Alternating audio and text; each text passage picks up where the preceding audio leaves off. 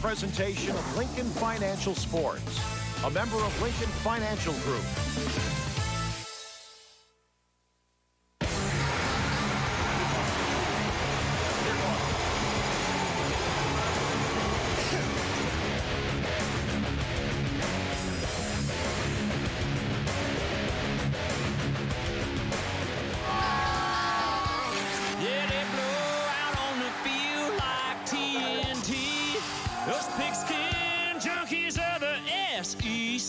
Get up, get on your feet, let's rock, let's roll. Get her done, get it on, tee it up, let's go. Got them tigers, balls, tied hogs, gators, and dogs.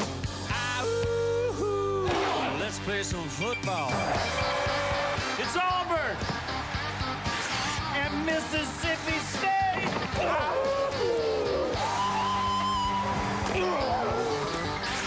SEC football. Lincoln Financial Sports.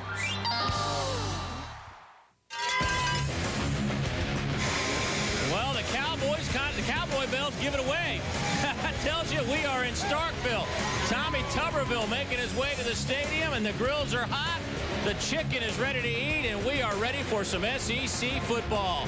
As we come to you from Starkville, Mississippi, Davis Wade Stadium in Scottsfield on a gorgeous afternoon. It's our All-Tell Game of the Week, featuring the 4th-ranked Auburn Tigers taking on the Mississippi State Bulldogs. And hello again, everybody. I am Dave Neal. I'm so glad you could join us right here on Lincoln Financial Sports. And we'll start today with the Auburn Tigers because they are the highest-ranked SEC football team at number 4 in the country right now. And a lot of the credit has to go to their head coach, Tommy Tuberville, who is now in his 8th season, believe it or not, as the head coach of the Auburn Tigers. He has put together a machine.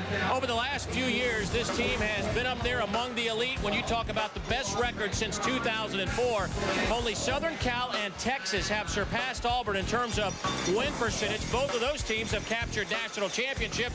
Some say Auburn, they should have one as well. Well, maybe here in 2006 might be their opportunity. Joining me, my partner, Dave Rowe. And Dave, when we begin to analyze this Auburn football team, particularly the last couple of years, are there a couple of things that stand out on why this program has become such a dominant program? Oh, absolutely, Dave. First of all, it starts with the running game. I mean, you look back in the history of this Auburn team, you've got Rudy Johnson, Cadillac Williams, Ronnie Brown, and now you got the great Kenny Irons. And add to that a passing game that complements the defense.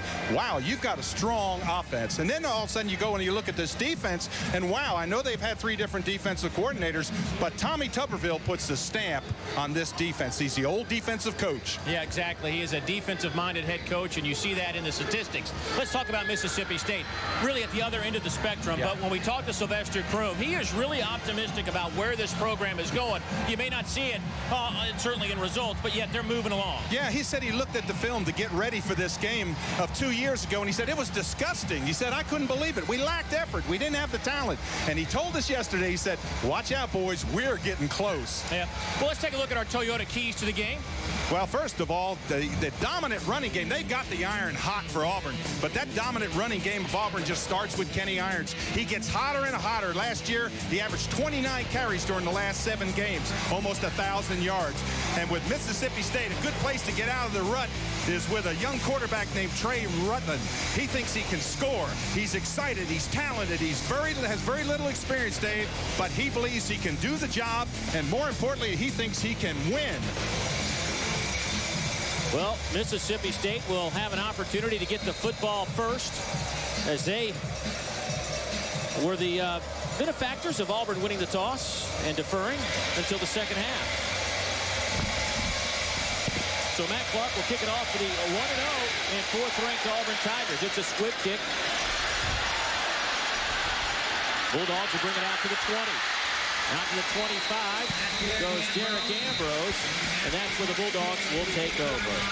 Joining us once again there on the sidelines is our main man, Dave Baker. Buzz, what do you got? Hey, Dave, Auburn defense, first of all, Will Herring. He's a converted DB. Will Muschamp in his new system moved him up to linebacker. But guess what? Last week, he reverted back to his DB days as he got a pick. And then he reverted back to his high school days at Opelika when he ran the ball. 40-plus yards on the punt. He'll be a guy that State has to find today. One update, Dave. Anthony Dixon, the big freshman, 6'1", 235 out of Jackson, had surgery on a finger earlier in the week. He's dressed, and he's going to go for the Bulldogs today. Well, Rutland hits Connor. First pass of the game out over the 40 to the 47. A gain of 23 yards right out of the gate. Will Herring brings him down. Quarterback to quarterback. Boy, you want to start a quarterback. You want to have some motion. You want to have emotion, I should say. Throw it.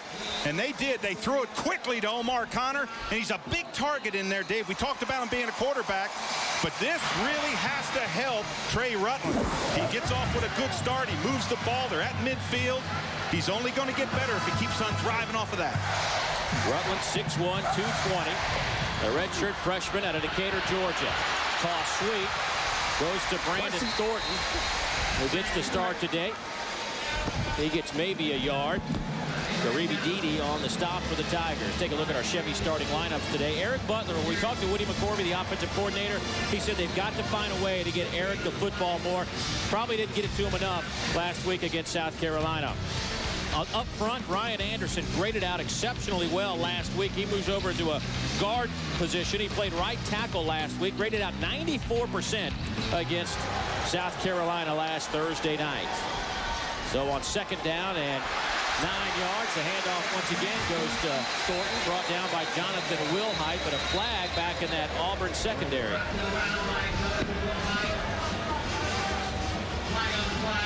Well, that flag came from way back. Came off the line. And I think, yeah, you see the holding signal there. Players always signal over the coach what it is. Holding, number 60, offense. 10-yard penalty. Repeat second down. That'll go against J.D. Hamilton, the 300-pound tackle for Mississippi State. Take a look at our Chevy defensive lineup for the Auburn Tigers. Quentin Groves, 13.5 sacks the last couple of years. This front four, very active, and we'll get after it. Linebackers, Dede is the leader of that group. Certainly he has played a lot of snaps over the last 3 years for Auburn. And, of course, the safety position, kind of a concern coming into this season for Will Muschamp, Eric Brock, and Aaron Savage, the two guys we'll keep an eye on. Little delay handoff. Loses a couple of yards. Dede on the tackle. Thornton with the carry.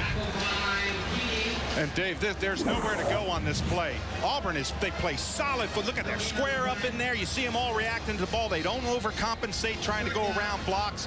Play across the face. They are very, very well schooled. I liked it too. You can clap your hands all you want. I liked it. That was Dede, number 21. He led the team last week with 8 total stops, the senior. Woodbridge, Virginia. 3 receiver set through the near side. Rutland will roll to his right. The left-hander will then fire. Pass is incomplete right in front of the Mississippi State bench, intended for Omar Connor. Boy, Connor almost made an incredible catch on that. If he had been able to get his feet down, this was perfect. Look, well thrown. To watch Connor on the sideline. He's not able to get his feet down. Again, try to concentrate on the ball. Oh, he bobbles the ball too, but he was concentrating getting those feet down, but a well-thrown ball. So when you take Trey Rutland over on the sideline, you say, what did you do right? Threw a good strike to Connor and almost came up with another big one. So Blake McAdams will punt it away for Mississippi State. Robert Dunn back to return. Blake last week averaged 41.6 yards per kick against South Carolina. Good high kick. Dunn stands at the 15. Fields it there, and it's hit right there. Garrett Pegues, the cornerback, with a nice special teams play off a 41-yard punt. Well, that's 41 yards and no return. Great shot there by Pegues, number 3. Number 3 on number 3. Well, here comes this Auburn offense that really put together quite a display against Washington State last Saturday night. 40 points, 293 yards on the ground. First handoff goes to Kenny Irons, and he loses a yard. Delwan Robinson, the senior from Hernando, with the big-time play. Loss of 2. Chevy offensive lineup for the Auburn Tigers today. Of course, Brandon Cox will be under center, but he'll be using these guys quite a bit. Courtney Taylor, probably the leading man in terms of the receiving corps. They're waiting for him to have that breakout game, breakout season. He does have 102 career receptions. That offensive line, a couple of new tackles this year. King Dunlap, Jonathan Palmer, although Palmer played quite a bit a year ago. And then goes to Iron. Nothing happening on that play. I'll tell you what, Dave, I'll tell you what's interesting is Auburn's trying to split him out wide, and look at the penetration in the hole. Meet him in the hole. That's Fitzhugh, number 1 in there. He comes in there with Chambers, and I mean, they just stick him in the hole. So Brandon Cox, the junior out of Trussville, Alabama, looking at it 3rd down and 13. Last week threw for 191 yards. His first pass attempt this afternoon. Dumps it off to his tight end. That's a first down out over the 25, close to the 30-yard line. Cole Bennett on the reception, brought down by Keith Fitzhugh, the safety. A gain of 20. Oh, I couldn't believe this play. I thought that Mississippi State would come after him, and you see everybody's over here in the right chicken fight. You can't do that. You've got to come after that quarterback. You give the quarterback so much time. He's back there. He's under no pressure. Look at him. He just strolls out here, dumps to his tight end. Good play by Brandon Cox to pick up, but poor play by Mississippi State. No pressure. Cox to throw again. It's over, guys. This time he hits Courtney Taylor. Breaks a tackle out over the 40 to the 45-yard line. That'll be another Tiger first down, brought down by Anthony Littlejohn. Well, after that gain of 18, let's take a look at our Chevy starting lineup defensively for the Bulldogs. Michael Hurd, coaches said he was awesome against South Carolina. 3 tackles, 2 sacks in that game. Quentin Culberson will anchor this linebacking core. The former cornerback, safety, outside linebacker has settled in at that middle backer spot. That is a good one. And in the secondary, a couple of young guys in Pegues and Fitzhugh are certainly talented enough to play in this league. David Hurd, Jeremy Johnson, also a couple of veterans that seen their share of snaps in SEC football. Heads up, it's over. Irons gets a couple. Tackle by Anthony Littlejohn. You know, I was looking at Quentin Culberson that time, number 2. He's the heart of this defense. He didn't play well on that play. He overran it. He guessed it was going outside. It cut back up underneath him. That's a minus for Quentin. You don't see many of them on his score. Culberson, the senior out of Jackson, Mississippi. 6-man front for the Bulldogs. Here comes some pressure. They give it up to Irons. He might have lost a yard. Delwan Robinson with his 3rd tackle already today. Pressure came from Jamar Chaney.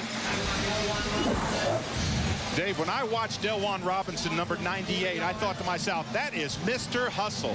I talked to the defensive coordinators about him, Ellis Johnson, and he said he is playing amazing this year. Up off the ground, he's hustling to the ball, and you said already 3 tackles.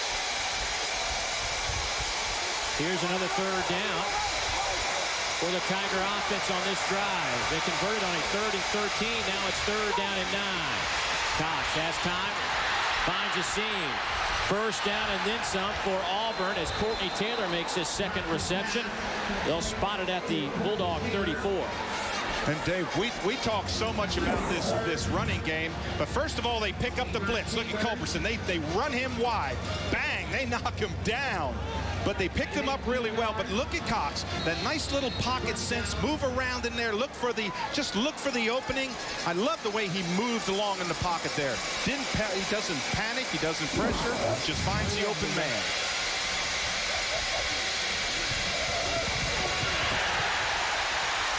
Nothing happening there for Kenny Irons. He met that front wall of Mississippi State. Titus Burns and Michael Hurd, the 2 ends, converge for the tackle. Boy, you see 58 in your picture there. Watch him come down the line. You'll see him come in there. Burns 54, but 58 is Michael Hurd. You talked about him. He came right down the line. Dave smacked it. Titus Brown hit it at the point of impact. Good play, solid from the defensive ends of Mississippi State. A lengthy drive for Auburn to open up this game. 8 plays. It's now eating up 4 minutes off the clock. 3 receiver set on a 2nd down and 13. Flag is blown, or thrown, and the whistles are blown. Oh, I wonder if that was timed. Before the snap, delay of game, number 12, offense. 5-yard penalty, still second down.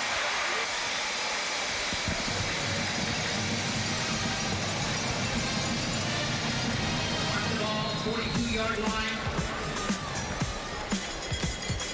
Second down. Don't forget our Bell South Kick for $1 Million tour. You have a chance to win $1 million at the 2006 Chick-fil-A Bowl. They're giving one lucky contestant a chance at halftime to win up to $1 million. For complete contest details, log on to BellSouthSports.com. Pass ball's incomplete. Pressure came from Jamar Chaney. And that'll bring up a third down and long. Boy, they love Jamar Chaney. Top of the screen, number 22. Look at him come around the corner. He's not big for a linebacker at 6'1", about 225. But, boy, can he flat out get there. He's got 2 quarterback pressures. That's what you want to do. You got to put pressure. Now, big down here. Third down, a long way to go. Well, they've converted on 3rd and 13 and 3rd and 9 on this drive. It is 3rd and 18 this time around. 4 receiver set. And a timeout taken by the Auburn Tigers. We'll see what's in store on 3rd and 18 for Tommy Tuberville's bunch when we come back.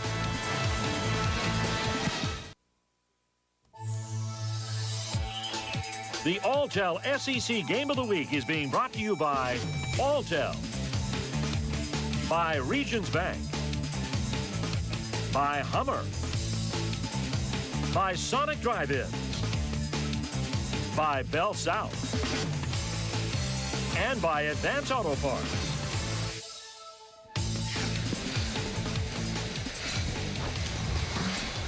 Field in Starkville. 0-0 first quarter. Ellis Johnson, the defensive coordinator for Mississippi State in our meetings yesterday, Dave Neal, talked about the fact his defense has always had the toughness. Now they believe they can dominate a game. They've done so in the first quarter, except on 3rd down, where the Tigers are 2 for 2. Well, Ellis Johnson is very happy with this group, Buzz. I mean, he can't say enough about these guys that have been with him the past couple of years and where they have evolved. Here's a big 3rd and 18. Cox over the middle, incomplete. Wouldn't have gotten the first down anyway. All of our officials are signaling incomplete, while Courtney Taylor said it was a catch. Pegues and Johnson on the coverage for the Bulldogs. And the Bulldogs went into a 30 defense. That's 3 down linemen. You see them 1, 2, 3. They come up and they get a little bit of pressure. You see them drop an 8-man. You're trying to read the quarterback's eyes. I don't know if that's a catch or not. Let's look and see if he got the hands under. No. No, that's not a catch. Good call. Mississippi State has really improved defensively over the years. You see 23.5 points a year ago allowed. They only allowed last season 335 yards, which was 29th best in the country. Cody Bliss, a high, towering kick that will fall at the 5 and bounce into the end zone, a touchback. Actually, it may have hit somebody. There are no whistles on the field. Derek Pegues wisely looks at the football and picks it up. Buzz, you were right there. What happened? Dave, it looked like one of my wedges the years it was backward. Everybody on the sideline. Well, it'll be Mississippi State football at the 10-yard line when we come back. 7 minutes to go in the first quarter. We are scoreless. Back after word from your local stations.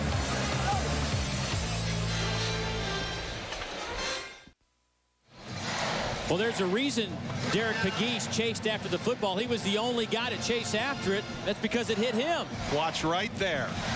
That ball hits right on his foot. Heads up play. I want to tell you, the Auburn fella just stopped. He just stopped. He saw the ball go in the end zone. But Pegues had enough sense. He realized he didn't hear a whistle, came over, picked the ball up, and worked it back out to the 10-yard line. Heads up play. And with that, Anthony Dixon, who has a broken finger, had surgery a few days ago, is in the game at tailback for Mississippi State. Rutland on a quick rollout.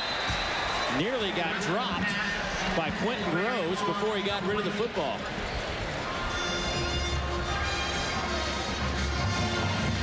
Take a look at our Hummer scoreboard. Missouri out in front of Ole Miss That game was a 12:30 Eastern kick as well. Duke on top of Wake Forest early, 3-0. And Michigan over Central Michigan, 7-0. Well, there is Anthony Dixon, the true freshman out of Jackson, Mississippi. We did not think we would see him, but obviously he had a good walkthrough practice yesterday. I talked to Shane Beamer before the game as Derek Marks makes the tackle for Auburn. Shane Beamer, DBs last year for Mississippi State, now the running backs coach. He said Sylvester Croom called him last night at 9 o'clock and said, I think Dixon's ready to go. I think we can get him in there for a few snaps today. You see the left hand all bandaged up. A freak accident, really. Yeah, he actually had someone slap his hand where they do that rip-out drill during practice and broke those 2 fingers. He missed 1 day. Woody McCorvey, the offensive coordinator, told me, he said, he only missed a day. He said he was right back. Said, well, Coach, I'm expecting to play. Well, now Thornton back in at tailback, and he'll get the handoff off the right side. Sees a little bit of a seam close to the 20. That may be good enough for a first down. Pat Sims on the tackle for the Tigers. And Dave, anytime you have a defense that hustles to the ball, the cutback is really an important play. See this misdirection right here? It's coming back against the flow. That's what makes that play work. Now, did he make the first down yardage? Yes. Good call. Trey Rutland, I really like his demeanor out there. He's excited, but he's under control. There's Will Muschamp, defensive coordinator for the Tigers. First year with Auburn after a year in the NFL. And, of course, a very successful tenure with the LSU Tigers. Along with Nick Saban, put together one of the finest defenses in the SEC for a few years. Rutland stands in the pocket, throws it over the head of his intended target, Tony Burks. That play looked like it broke down from the snap. Yeah, someone came quickly at his feet. I think it was Brock at his feet, and he had to actually couldn't throw forward. He had to jump over top, Dave. Well, today's First and 10 line is brought to you by Titan Technology Partners. Go to S2V.com to learn more about how Titan makes IT right. It's right at the 30-yard line. There's Omar Connor, who spent all day Tuesday working with the quarterbacks. He is their backup emergency situation quarterback this afternoon, and because of that, they were going to limit his time on the field as a wide receiver today. We saw him early and often, though, on the first drive. Ambrose in a tailback now for the Bulldogs. Good jump off pass out of the 20 to the 21-yard line. David Irons and Will Herring make the tackle for Auburn. Boy, and David Irons got good penetration in there. He's an emotional person. He and his brother they're having a blast this year. He told us in the conference call, he said, I'm just enjoying this year. Well, Trey Rutland, that quarterback for Mississippi State, a very confident young man. Considers himself an aggressive quarterback who's always thinking touchdown. He says it may not be on this play, but if it's not this play, it's the next one. Loose football. Ambrose falls on it. A missed exchange at about the 15-yard line will now force the Bulldogs to punt it away. That was going to be that underhand little shuffle play, and it just fell short. Quarterback rolls out. Now watch him flip the ball back. Oh, no, he didn't. Actually, he put the ball in. He was late getting it in. I thought he tried to flip the ball back, but he didn't. Ambrose missed the handoff. It wasn't stuck in underneath. So Blake McAdams back to punt again. Robert Dunn stands at the 45. A wobbly line drive kick, very returnable. Dunn has some room. He's at the 40, cuts it back to the 35, and dropped at the 33-yard line. So great field position now for the Auburn Tiger offense. A 15-yard return, and we will return after this.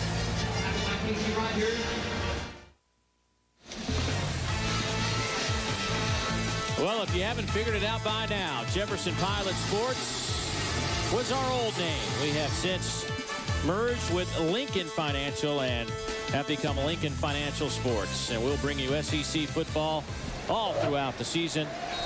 And take a look at the punt moments ago. Blake McAdams only hit a 29-yarder. That's because he slipped and fell. Yeah, that left plant foot slipped out. You got to clear that cleat out. That's just a foolish little mistake, but he gives Auburn great field position. Here's Kenny Irons. Before that carry had -1 yards on the ground. That kind of goes along with that line. Is this Mississippi State team that good on defense, or is it Auburn just not moving the ball right now? But they got great field position, and now you go to the man that's hot, and that's Irons.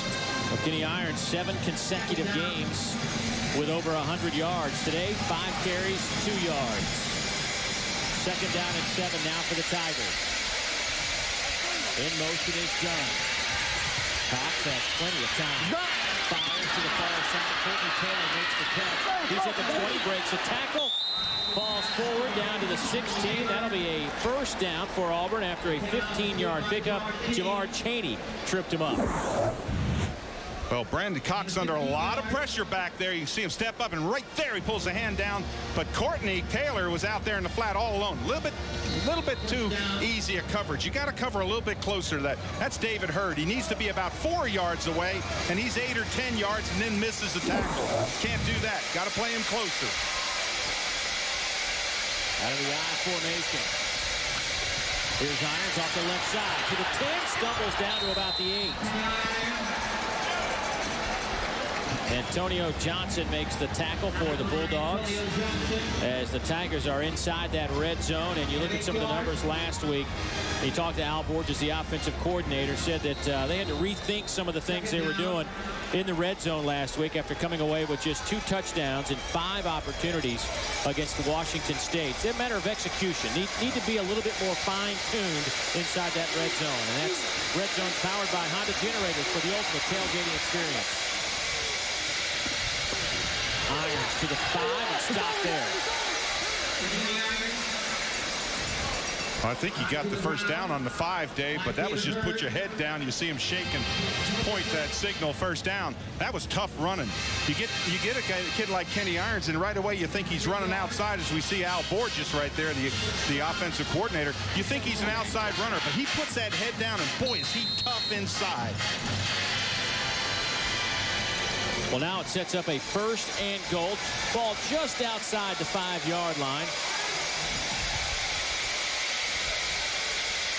Under 2 minutes to go here in the opening quarter. Handoff goes to Irons. He stopped and might have gotten back to the line of scrimmage. Titus Burns from his defensive end position with an outstanding play. You talk about Titus Burns. The first thing he did was put his head up and look at the play. He played off the block really quick, got to the pile really quick, made the tackle. Take a look at our Hummer scoreboard.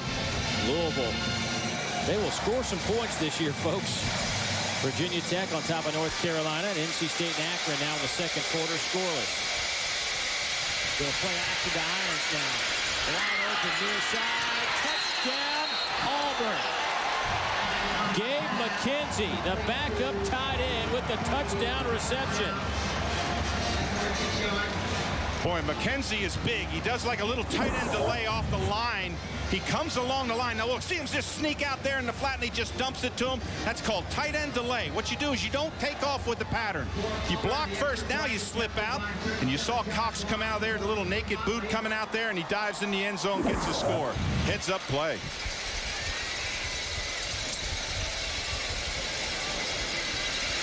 So John Vaughn to attempt the point after. It is up, and it is good. Vaughn had a busy weekend against Washington State. 4 field goals, 4-point afters. He's off to a good start here, and so is this Auburn offense. They're the first ones on the board with 1:07 to go in the opening quarter. You just can't give the Tigers a short field like that and expect your defense to stand tall. Absolutely. You cannot give them short field. Just exactly what you said. They gave them great field position, and they capitalized. Well, Alltel presents Text to Win Trivia Challenge. And today's question, name the last player to lead the SEC in rushing in consecutive years. Is it A, Kevin Falk, Sean Alexander of Alabama, or how about C, Emmitt Smith of Florida? Use your Alltel wireless phone to text your answer to short code SEC fan. That is 732-326, or visit lfsports.com to submit your answer. You will be entered to win a trip for you and your friends to circle and see Florida State play Florida in Tallahassee on November 25th. Let's check in with Dave Baker. Hey, Dave, earlier in the pregame show, we had a chance to talk to Rogers Redding, the new supervisor of officials who's here. They're still tweaking the replay system a little bit, and the Mississippi State coaches thought that maybe Cole Bennett's knee was down on the 1-yard line. Sylvester Kroom was up here looking at the big board, but of course they don't get our feed. They never showed a replay on the in-house system. He was going to take a look and see whether or not he should challenge, but he never got the opportunity to take that look. Well, Matt Clark will kick it off for Auburn. And now there is nothing anybody can do about the call. It is 7 points for the Auburn Tigers. And the Bulldogs will bring it out to the 20-yard line. Let's take a look at our Firehouse Subs home field advantage. Speaking of home fields, we're looking at some of the Auburn fans who have made their way to Scott Field, Davis Wade Stadium, where last year's average attendance was 47,688, the second largest average in Mississippi State football history. And you're looking also at the second oldest Division I-A stadium in the country as well, built back in 1914. Brandon Thornton in at tailback as the Bulldogs line up in the I formation. A little reversing score. Lance Long loses a yard as Auburn read it well and used their great team speed on defense. Craig Stevens, the true freshman out of Tallahassee, led the way. I said to Woody McCorvey yesterday, I said, you ought to hand that ball off on that reverse. I don't think he will now. But that's just heads-up backside play by Auburn. That is good coaching, Dave. Craig Stevens, 46, along the line, made that tackle. That's when you start hustling and you don't do your responsibility. That's when a reverse gets you in trouble. Wait a minute. You were telling Woody McCorvey what kind of plays to run? I said, oh, Coach, that's a scary thought. Well, I was watching the film, and I said, Coach, why don't you hand that thing off? Well, that handoff gets out over the 25. It goes to Anthony Dixon. Craig Stevens with consecutive tackles, and that is the last play of the quarter. That'll bring up about a 3rd and 5. When we come back to Starkville, the Bulldogs looking for a signature win. This could be it, but Auburn looking pretty good early on. We've got 3 more quarters of football on the way right here on Lincoln Financial Sports.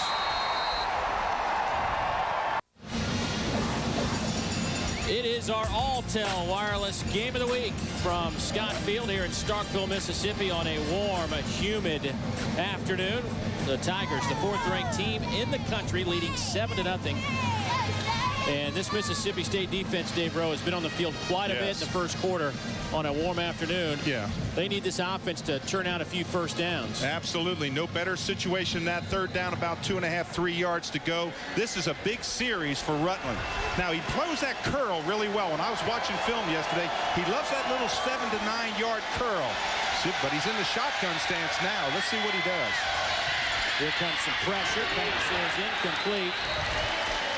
Intended for Lance Long, knocked up in the air by Patrick Lee, and that'll bring up a 4th down. Well, it was the curl play, but first of all, the pressure got to him. Herring is going to come in there and put pressure. Look at this. Over top, and a little bit of pressure, and what a good defense right there. That was really good. Patrick Lee, number 20, gets that hand in there, but that's that curl pattern that he really liked. Here comes the 3rd punt for Blake McAdams. Robert Dunn back to return again. He stands at his 34. It's a high wobbly kick. Dunn will call a fair catch close to the 35-yard line. A 39-yard punt. Well, register now for your chance to win the Aaron's College Football Dream Weekend. You can win an all-expense-paid trip to the college football game of your choice, courtesy of Aaron's Sales and Lease Ownership. Runner-up prizes include an RCA 52-inch widescreen television with surround sound. Log on to lfsports.com and click on the Aaron's logo to enter. Nobody beats Aaron's. Nobody. Dave, this is a huge series for both teams. If you're Auburn, you don't want to allow Mississippi State to stay in this football game. You're the number 4 team ranked in the nation. You've got to put some offense up. Wide open, middle of the field, pass is caught. Rod Smith, he's to the 20, down to the 10, and fumbles the football. Who's got it at the goal line? It is a mad scramble, and Auburn has the football. Now the Bulldogs say they got it. And they do.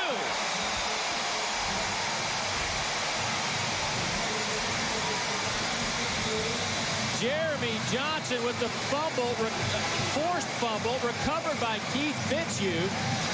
Auburn would have been knocking on the door. This is why you never give up. This is the Sylvester Kroom defense. You never give up. He's broken in the clear. He's going to score. First of all, look at the hustle by Auburn coming down, but look at the effort right there. Knock the ball out. Now you got to come down. That's Johnson with the knockout. Fitzhugh is going to do the recovery, and what an effort to get down there. That's why you never quit.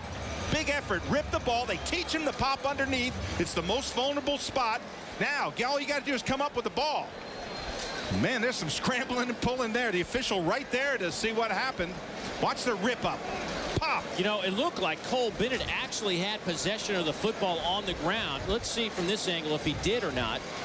And maybe a Mississippi State player might have ripped it out later, as our officials are taking another look right now. Let's check in with Dave Baker. Buzz? Dave, I don't know if you can see it or not, but we're right down here at the pylon. I was standing right here. The Auburn guy actually had it, like, in the end zone. The question is, did he have control of it? If he didn't have it, he should have gotten it. I mean, there was an Auburn guy right on top of it in the end zone. But another interesting point, everybody in Mississippi State was all upset because of the Anthony Dixon injury. That was the drill.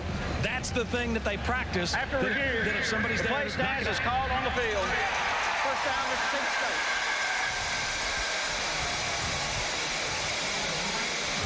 So a 65-yard pass play goes for naught. And here's Cole Bennett. One more look. See if he had possession of this football. No, he did not. Exactly. And you know what? It almost looks like, well, no, it was still, I thought that Jeremy Johnson might have had it in the end zone, which would have been a touchback. But by the time the Bulldogs gained control, they were actually at the 1-yard line. And so they are backed up. Backed up, but they'll take that as opposed to the 6 points on the scoreboard. That is huge. Just remember that play. That is huge. Anthony Dixon in that tailback in the I formation. They'll go to the up back, Bryson Davis. At least he gets it off the shadows of the goal line. Take a look at our Lincoln Financial Sports first quarter stats. In terms of the ground game, not much doing for either team, but Brandon Cox looking very good. 7 out of 9 to this point. He had 71 yards passing in that first quarter, and Auburn led the time of possession department as well.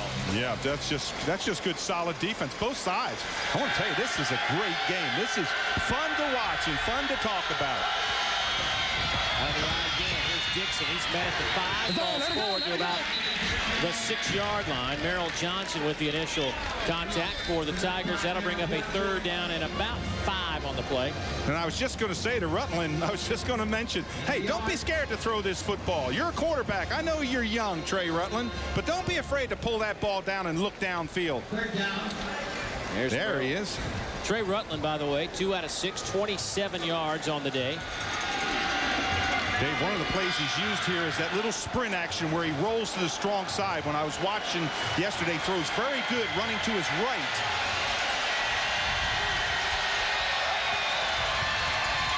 Rutland hit as he was getting ready to throw. Loose football. I think Auburn has it. Karibi Dede came in there and picked up the fumble. Derek Marks from his defensive tackle spot laid the hit on Trey Rutland that forced the fumble, and just like that, Auburn's back at the 1. Unbelievable play. It's a 2-step drop. He's right there on the line of scrimmage. Watch the drop. 1-2. He's right there. You've got to feel that pressure. Look at that great extension in there. Marks 94 is the one who reaches in there. He just kind of dove. He's right there. Watch him right there. He just dives in there, breaks it up. Dede gets the fumble recovery, and Auburn's going to get, they're going to reprieve themselves for that fumble on the 1-yard line.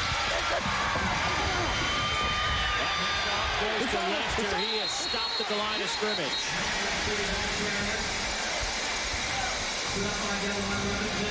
Delwan Robinson with 4 tackles. Boy, how about Robinson, number 98? Look at this play across. Oh, man, that is a stick. You talk about playing off your man, and look at him just come in there, just rip in there. 94 pals in there, too. Good hustle by the interior man. You're right. Here's Lester again. Tries to get the corner. It's a race. Auburn wins it. Touchdown, Tigers.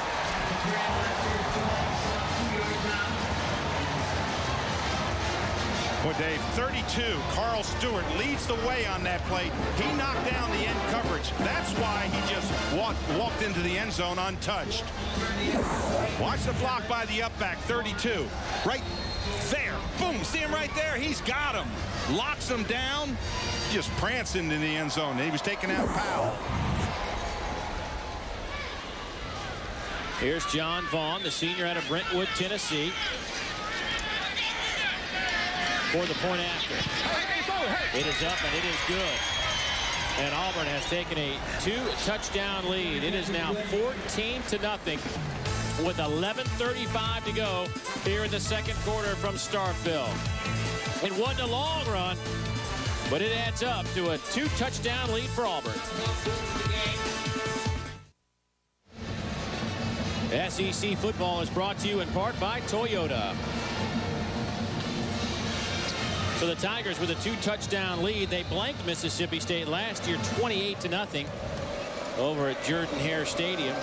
So the Bulldogs trying to put some points on the board. Tough task against this tough Auburn D. The Geeks will let it roll out of the end zone, and the Bulldogs will bring it out to the 20-yard line. Well, you'll always hear me talk about big series and big plays. This is a big series, big play for Mississippi State. 20-yard line. So Trey Rutland in his first career start, 2 out of 6, 27 yards. He hit his first pass of the game. The first play of the game went 25 yards. Well, he needs to take a regular drop. Go back to that 5 to 7 yard drop, look downfield, or use that sprint out. But don't stand in the middle. This Auburn team, they're coming after you, big fella. Handoff off the right side. Brandon Thornton picks up 9. Patrick Lee with the tackle for the Tigers, and now Woody McCorvey has something to work with, a second down and short situation as opposed to a second down and 10 or 12. Absolutely, and talking with Woody McCorvey, he said that first down is so important. If you can get 4 yards or more and bring up that second down at 6 or less, it changes the whole complexion of your play selection. Now you've got a waist down, you can look downfield. If it's open, you can dump to your tight end or one of your backs. You've got a lot of options, or even run it. Dixon with the handoff. He gets it out over the 30. That'll be a first down. After a gain of 3, Pat Sims with the tackle. And, you know, we look at Dixon, and he's not 100% healthy right now, but he's a young man who when I asked Sylvester Krum about him, I said, can he be a Jarius Norwood type where he can carry it 30 times a game for you? And really both Coach Krum and Coach McCorvey said to me, oh, yeah, when he's healthy, we'll give it to him 40 times. We will feed the monster. Well, what a person to compare to Jarius Norwood there. I think you see Woody McCorvey in there. Might be the one with the hand up in front of his face. Nope, he's the one to the right. Excuse me. There he is. Rutland, the 5 passes caught by Tony Burks out to the 39-yard line. That'll be a few yards shy of that first down. Jonathan Wilhite with the tackle. Now that's a good selection right there. Drop back, and what they told us they wanted him to do was throw the ball immediately. When he got on that back foot, throw the ball. Don't sit back there and come off your primary receiver. Don't come too far. He finds Burks out there in the flat area. Good selection, good throw. They're going to bring the chains in. He might have fallen forward just enough to pick up that first down. Yeah, he was trying to get that foot out. If he'd gotten that foot out, he'd have got a lot more than first down. Ooh, that's close. Yep. But good enough. Yes, sir. So this is what Mississippi State was looking for. They've gotten out of their own shadows of the goalpost and now have some field to work with. Absolutely, and it makes your play selection so much better. You can come in, do a little play action, look downfield for a pass. You've got the run option if you want it. Just gives a quarterback who's got a lot more calmness back there. That handoff gets nothing. Might have lost a yard or two in the process as a bunch of blue jerseys led by Quentin Groves. And Groves just comes. They just come blasting off this ball. You're going to see him come all inside here. There's nowhere to go in there. You see the first nick right there? Then they're square up in the pile. They just stick them. Man, 54, he is all over the place. Quentin Groves. Love that guy. He just plays at one speed, full speed. Out of Greenville, Mississippi. Last time he'll be able to play over here in Starkville. Rutland hit as he fires. Passes through the hands of Lance Long as Rutland got decked right as he let it go.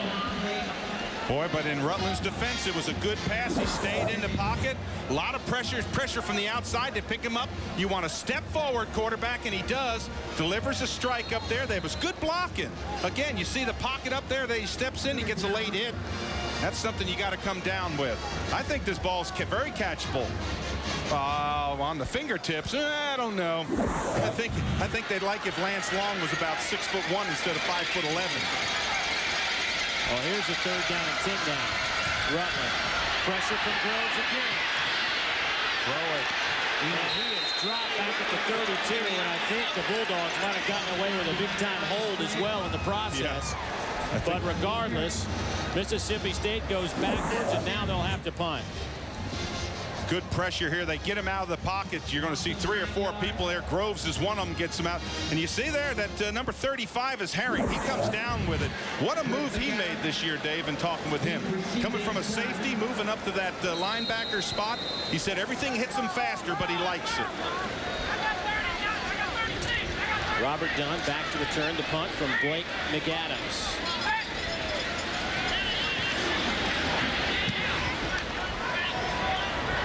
Nice tight spiral taken by Dunn at the 25. Dances around, breaks free. And dropped at the 28-yard line. So with 8 minutes to go here in the 2nd quarter, Auburn takes over. We will return after a word from your local stations.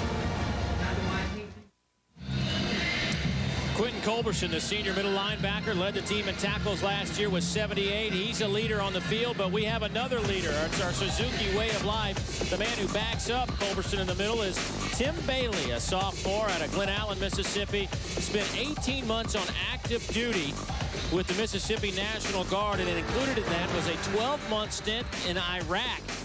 He is now back. He took a couple of years off, obviously, from football.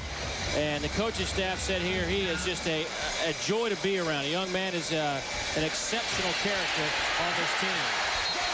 And an exceptional pass rush from this Mississippi State front 4. Once again, Delwan Robinson. I mean, Hurd, Howell, Robinson, and Burns have been getting after it, yes, Dave. They are. They're coming off. But credit this secondary, too. You see the secondary back there. Nobody really to throw to, but look at that good crush in the pocket, and that's what you do. You just sometimes got to throw your guy back in there. That's what you do, big man, number 98. Just throw your guy. Use him as a back. I guess when you're about 300 pounds, you can do that. 2nd down and 18 out of the eye. Here's Irons trying to shake free, but it is tough sledding in the middle of that line today. I'm convinced now that what we saw 10 days ago against South Carolina from this Mississippi State defense wasn't a fluke. These guys are legit. Yeah, when I watched that film yesterday, Dave, I saw a team that was hustling to the ball, doing all the right things. They made them hurry passes. They got to the ball. They had a lot of hats around. And Auburn's offense, I mean, we came in here thinking, my goodness, look at the rushing yards, 11 rushing yards. Kenny Irons, he usually gets that in about 2 or 3 plays. Cox fires, pass is caught at the 41. That'll be good enough for a 1st down. Courtney Taylor with a big 3rd down grab, 13-yard gain. All right, let's give some credit to this offensive line. Look at this pocket right here.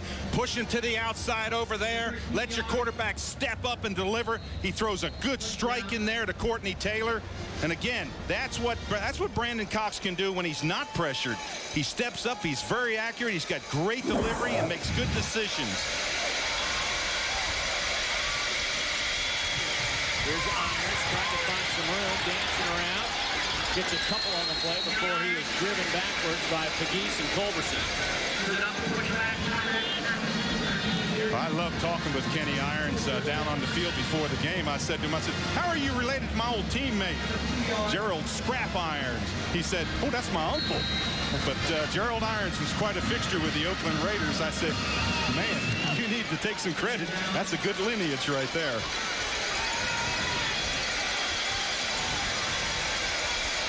Second down and 9. Clock at 5:35 here in the second quarter. Let's go. Passes high in the air and nearly picked off. He was looking for Courtney Taylor. Jeremy Johnson flew in there and will get credit for the pass breakup, but he'd rather have the old INT. Well, watch Courtney Taylor. Throw it, and he just kind of lofts it over there, and he allows Jeremy Johnson, 34, to come all the way from the safety. See how high the ball is? That thing needed to be drilled in there, and look at 34 come in there. Johnson, he comes all the way from the safety, and look at Courtney Taylor. Man, throw it faster. Well, Johnson tied for the SEC lead last year with 4 interceptions. Cox passes batted down. Culberson skied in the air. And that'll bring up a 4th down situation. Well, you play defense with Hart, and Hart is number 2. Watch him play this ball. He's not right up in the pass rush, but he gets those hands high up, sacrifices, get those arms up. It's like throwing through a forest. And look at Brandon Cox trying to find somebody, and when he looks up, boom, there's number 2 about 8 feet up in the air, right in front of him. So Cody Bliss to punt for the Tigers. McGee's back at the 15-yard line. It's a good kick, but McGee's will field it back at the 7. McGee's to the 20, still on his feet. Driving to the 27-yard line. A 50-yard punt, but a 20-yard return. So the Bulldogs will have it. A little live from the home folks here in Starkville.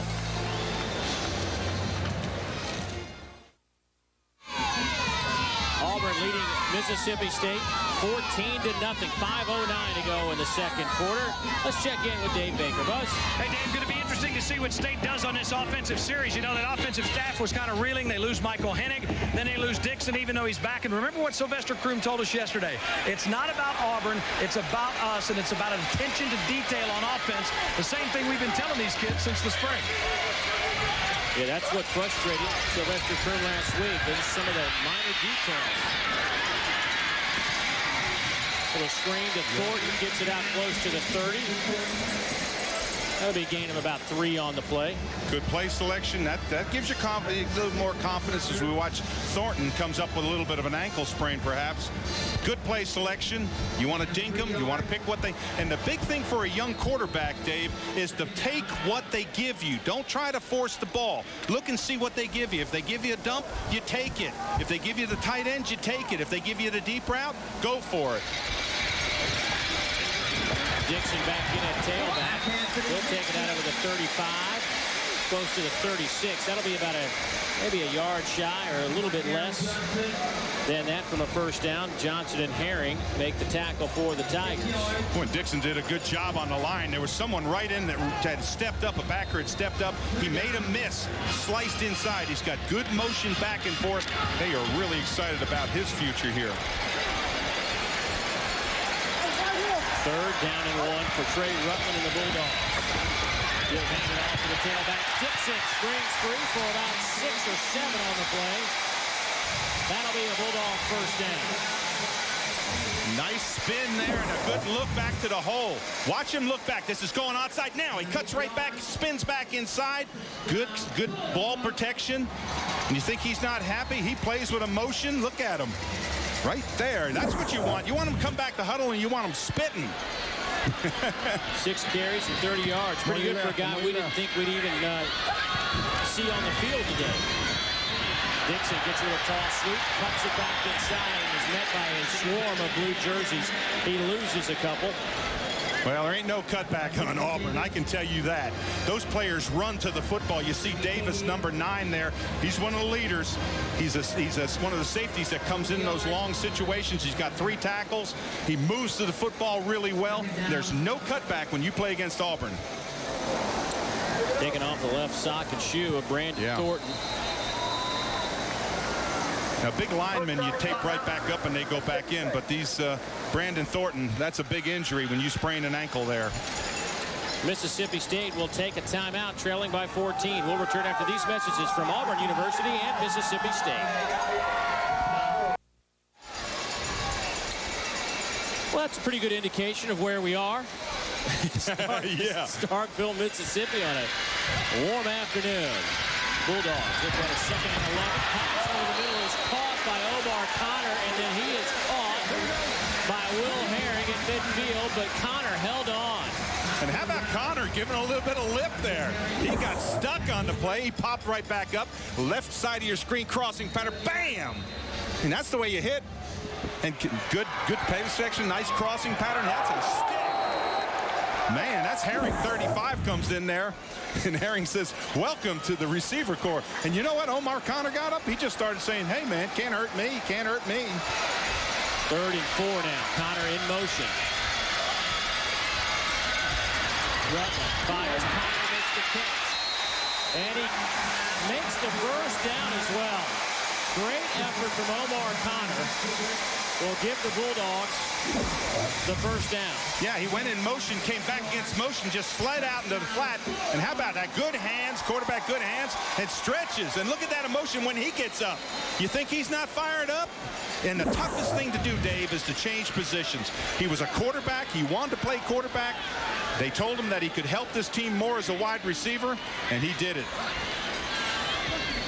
Little play action. Rutland has time. Pass is thrown and picked off. David Irons with the interception. Oh, bad decision by Rutland. Great to play by David Irons. Irons is the corner, and he's playing the eyes of the quarterback. As he rolled weak side, he saw the eyes of the quarterback. You see right there, Rutland just zeroing in, and he throws it. Not under a whole lot of pressure, but watch Irons, number 4, come the right side of your screen. Look at him just dive in there, playing the eyes of a quarterback. Not a good play selection. Well, probably a pretty good play, probably a bad pass. Yeah, that's what I meant. Well, when I say play selection, I mean who he threw it to. That was the bad part. High formation for the Tigers. Here's Irons. Andrew Powell makes the tackle for Mississippi State.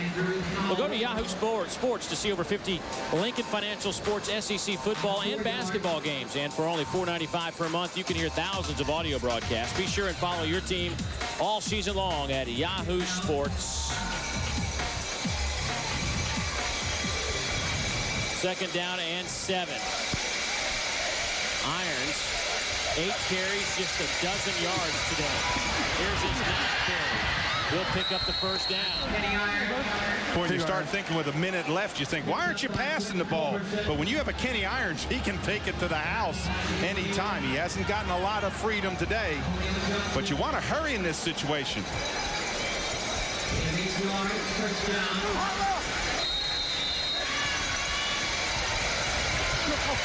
Cox, the left-hander, fires. Pass is caught just shy of the first down by Lee Guess. Jamar Chaney with the tackle, and the Tigers in the hurry-up mode.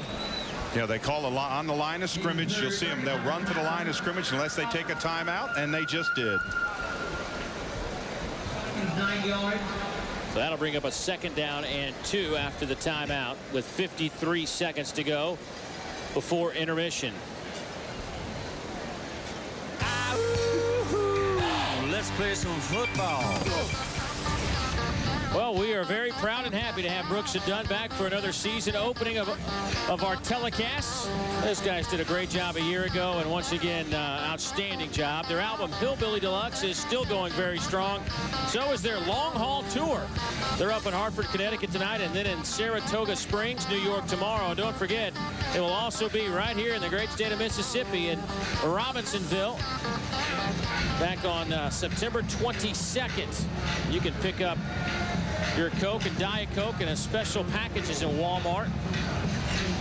Brooks and Dunn's image are on 2.9 million of those products, the largest custom packaging that Coca-Cola has ever done with Walmart. Let's check in with Dave Baker. Buzz. Hey, Dave, you can see Brandon Thornton limping into the Mississippi State locker room. It's a sprained left ankle. They've got x-ray facilities here. They're going to go in and take a look at it and evaluate him. That means the carries for Dixon are going to go up. And, Dave, one interesting note. You know, we talk about the great play of David Irons. That was his first career pick. He had a couple of pass breakups, Buzz, last week, but no interceptions. 2nd down and a long one. for the Tigers. Here's Cox and pressure coming. Finds the open man. First down right at the marker. Courtney Taylor with the reception. Boy, and that is hard for a receiver to go with that hands underneath the ball like that. And he did a good job just snatching that thing off the ground. Now, clock is so important. 46 seconds left. They're in a hurry up. You don't want to get beat deep. If you're Auburn, you're just trying to get in field goal position. Take what they give you. That's caught over the middle. Courtney Taylor again.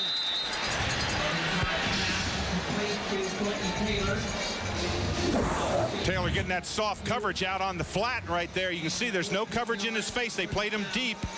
They were playing back often. Fitzhugh, the safety, was on the coverage, but he was about 8 yards off the line of scrimmage. Courtney Taylor with 6 catches for 81 yards. Here's Trey Smith. He gets swallowed up. Oh, man. Got Delwan Robinson, who now has 7 tackles here in the first half. I want to tell you, he gets a wow and a hustle from me. This is where you play. Get off that block. Just rip him down, pull him down. And again, plays in the block, and you see him just slide across. Big man using his hands. That's perfect. Timeout taken by Auburn with 29 seconds to go. Be sure and join us next Saturday at 12:30 Eastern, 11:30 Central as Arkansas will travel over to Nashville to take on the Commodores. Commodores beat the Hogs last year, but they'll have to do it this season with a first-year starting quarterback and Chris Dixon. And he goes up against another young quarterback for the Razorbacks as Mitch Mustang gets his first start today against Utah State over in Fayetteville. And log on to lfsports.com and click on the Regions Bank Road Trip Planner for the quickest routes and all the information you need traveling around the SEC. So Auburn has carried the ball 16 times today for just 24 yards. But the good news is Brandon Cox is 11 out of 15 for 174. On the flip side, you got to be happy with what Mississippi State's done defensively if you're a Bulldog fan. Yeah, they've just been on the field too long. They've not. Their offense needs to take some pressure off and give them a little break. Drive the ball, move the chains. Second down 12. So a jump pass over the middle. Pass is caught by Smith. He is dropped right there by Gabe O'Neill. Clock moves. Auburn is out of timeouts. They will spike the ball, and that'll bring up a 4th down. That's interesting. I was surprised why they spiked the ball. I mean, why not? You've got a 4th down. You're going to try a field goal from there? That's a little interesting decision. Yeah, I think Brandon Cox might have lost sight of the down situation. Exactly. That's what I'm thinking. I'm thinking he thought maybe it was 3rd down. Take a shot at the end, at least a first down, if not the end zone. Absolutely.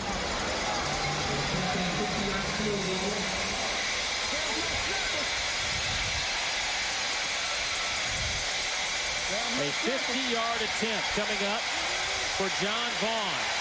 Hit a career-long 52 last week. Whistles and flags, and it was a short kick.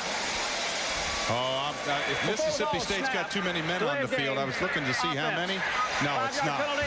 I saw one of the defensive players signaling like, oh, no. The game clock to 12 seconds. We'll reset the game clock to 12 seconds. Let's check in with Buzz. Dave? Boy, Dave, you talk about clock management things. Vaughn had hit from 55 in pregame, and he really likes this grass. I had a chance to talk to him about that. He was well within his range, and that's the only way they could stop the clock. And then they take a delay of game penalty off of a dead ball, kind of an inexcusable thing. Well, if he hit one from 55 in pregame, she'll have another go at it.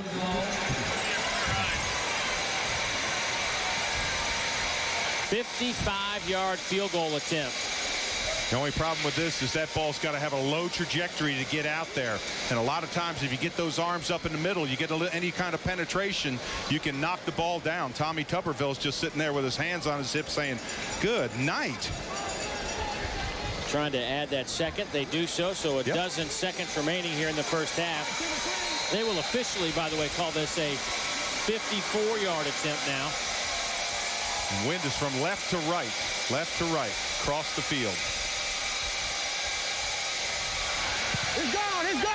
Oh, he hit this one much better. Oh. He got it. Wow.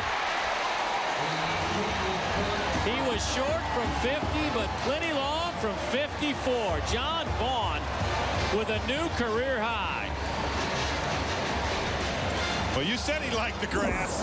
I mean, to tell you, you talk about getting in the ball. Look how high it comes. It came off the ball, right off his foot, high.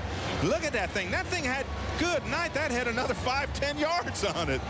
At least 5. And now we're getting word that it's now an officially called 55-yard field goal. So 55 in the books for John Vaughn. Remember, 52 was his career long, set last Saturday night at Jordan-Hare Stadium, where he hit 4 out of 5 field goals. The senior out of Brentwood, Tennessee. And it is 17-0 now. Auburn out in front with 7 ticks left on the clock before intermission. And now if you're Tommy Tuberville, the one thing you don't want to do, you can kick it to the end zone, but you don't want to kick it where you get a great return. 7 seconds. The clock will start as soon as the foot hits the ball, which will eliminate some of that time. So, you know, a squibber letting it bounce around a few seconds, probably a good play here.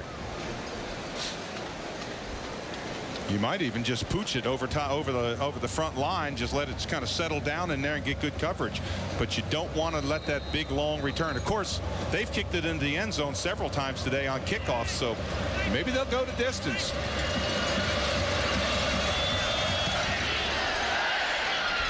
Another driving kick by Matt Clark, and they will stop the clock with 1 second.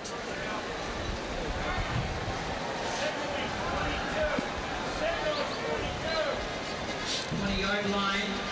So Mississippi State will come back for one more play. Dave, this is an offense that really needs to generate points. I mean, when Sylvester Croom heads into the locker room, what does he do offensively?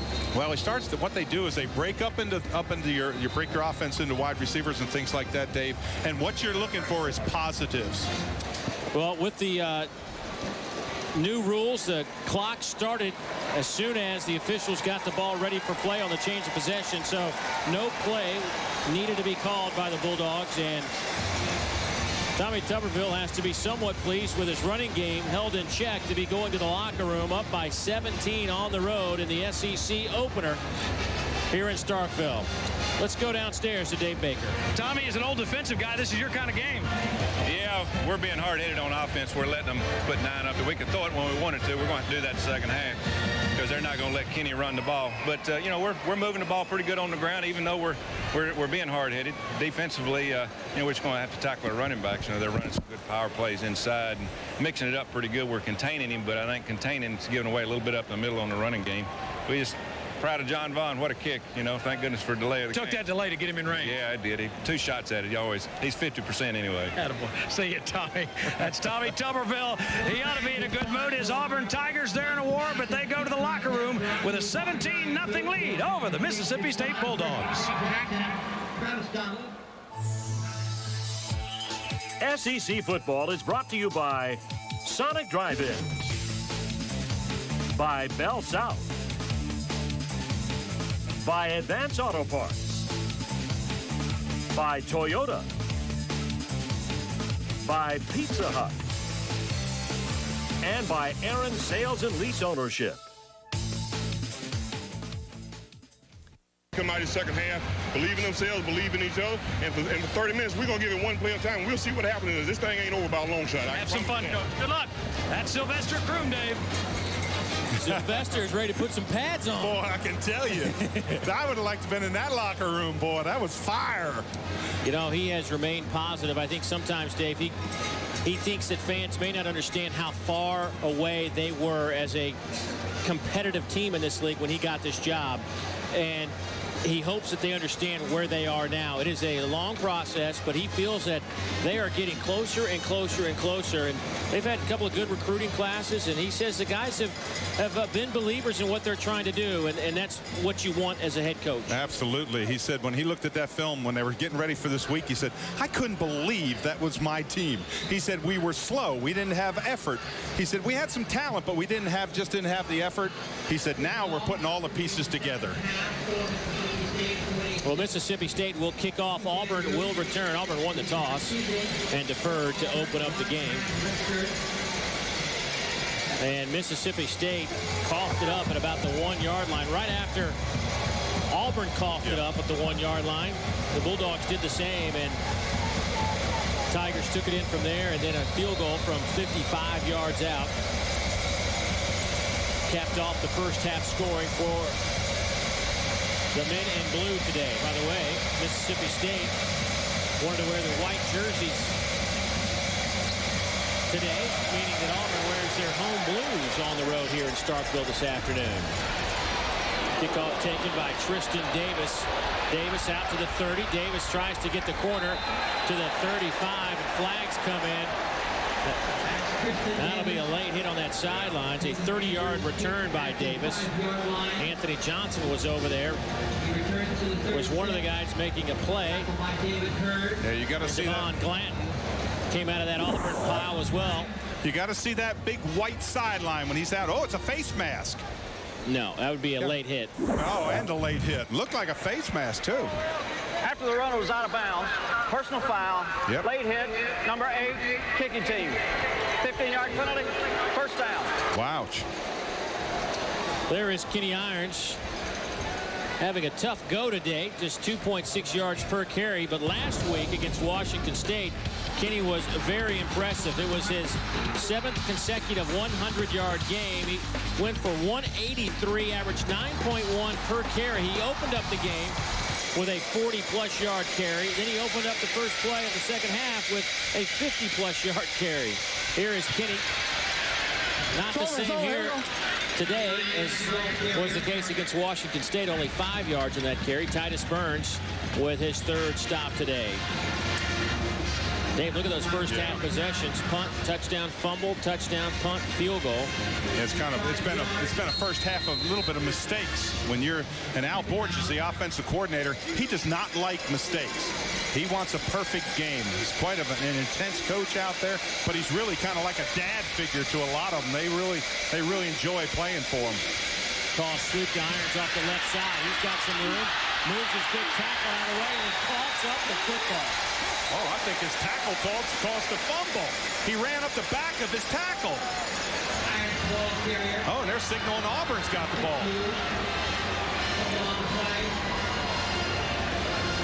Well, big Tim Duckworth, 6'4", 320 out there with Kenny Irons fighting for that football. 12-yard gain will be the result. Yeah, you follow your big man, and when you turn back in here, what he does is he runs up into him, bumps his arm in the back of Duckworth. But how about? Oh, the Bulldogs had it. I know. They had. Mississippi State had the ball. Again, he bumps into him, drops the ball, but how about Irons getting in there? You just keep on digging. Brad Lester in that tailback on a first down and 10. Cox, quick drop over the middle. Pass nearly picked off. Good play from David Hurd. Courtney Taylor was the intended man. Taylor, by the way, with a big first half with 6 catches, 81 yards for the Tigers. Look at 23 come in there and get that arm in there. And what David Hurd did is he got in there and ripped the ball out. You see that left arm in there? You see that arm in between? He pulls the ball out. That's a heads-up play. That should have been a completion because Courtney Taylor had the ball.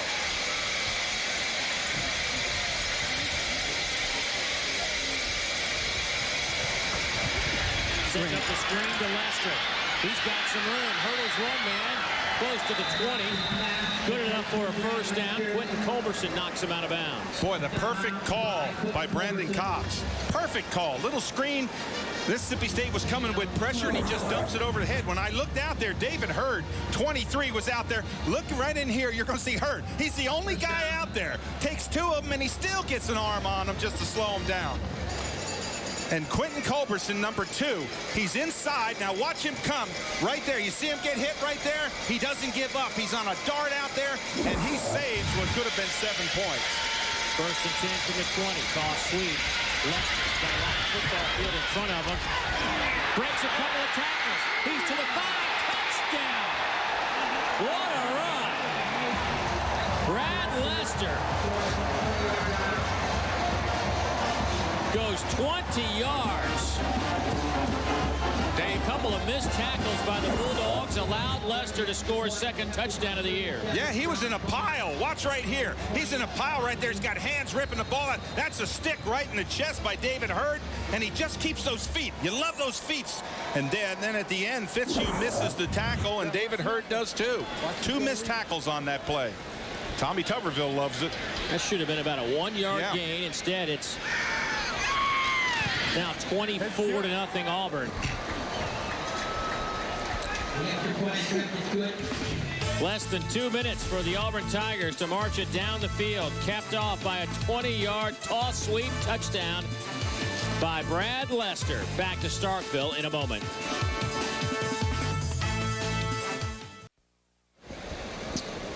Fourth-ranked Auburn leading 24-0 now, 13-13 to go in the third quarter. Matt Clark will kick it off for the Tigers as that last scoring drive. 5 plays, 48 yards, a minute 47. Brad Lester, the backup to Kenny Irons, actually more like a two-headed monster for the Tigers at tailback. The Geese will let it fall harmlessly in the end zone. And speaking of good running backs, this fall, watch for the Geico College Football Campus Tour, a season-long traveling exhibit celebrating the 10 greatest running backs of all time. Now, that will be a hard list to whittle down to 10. You can go to lfsports.com for more information and to find out when Geico will be visiting a college campus near you. The 10 greatest of all time in college. I don't know if you can do that. Dixon gets the handoff.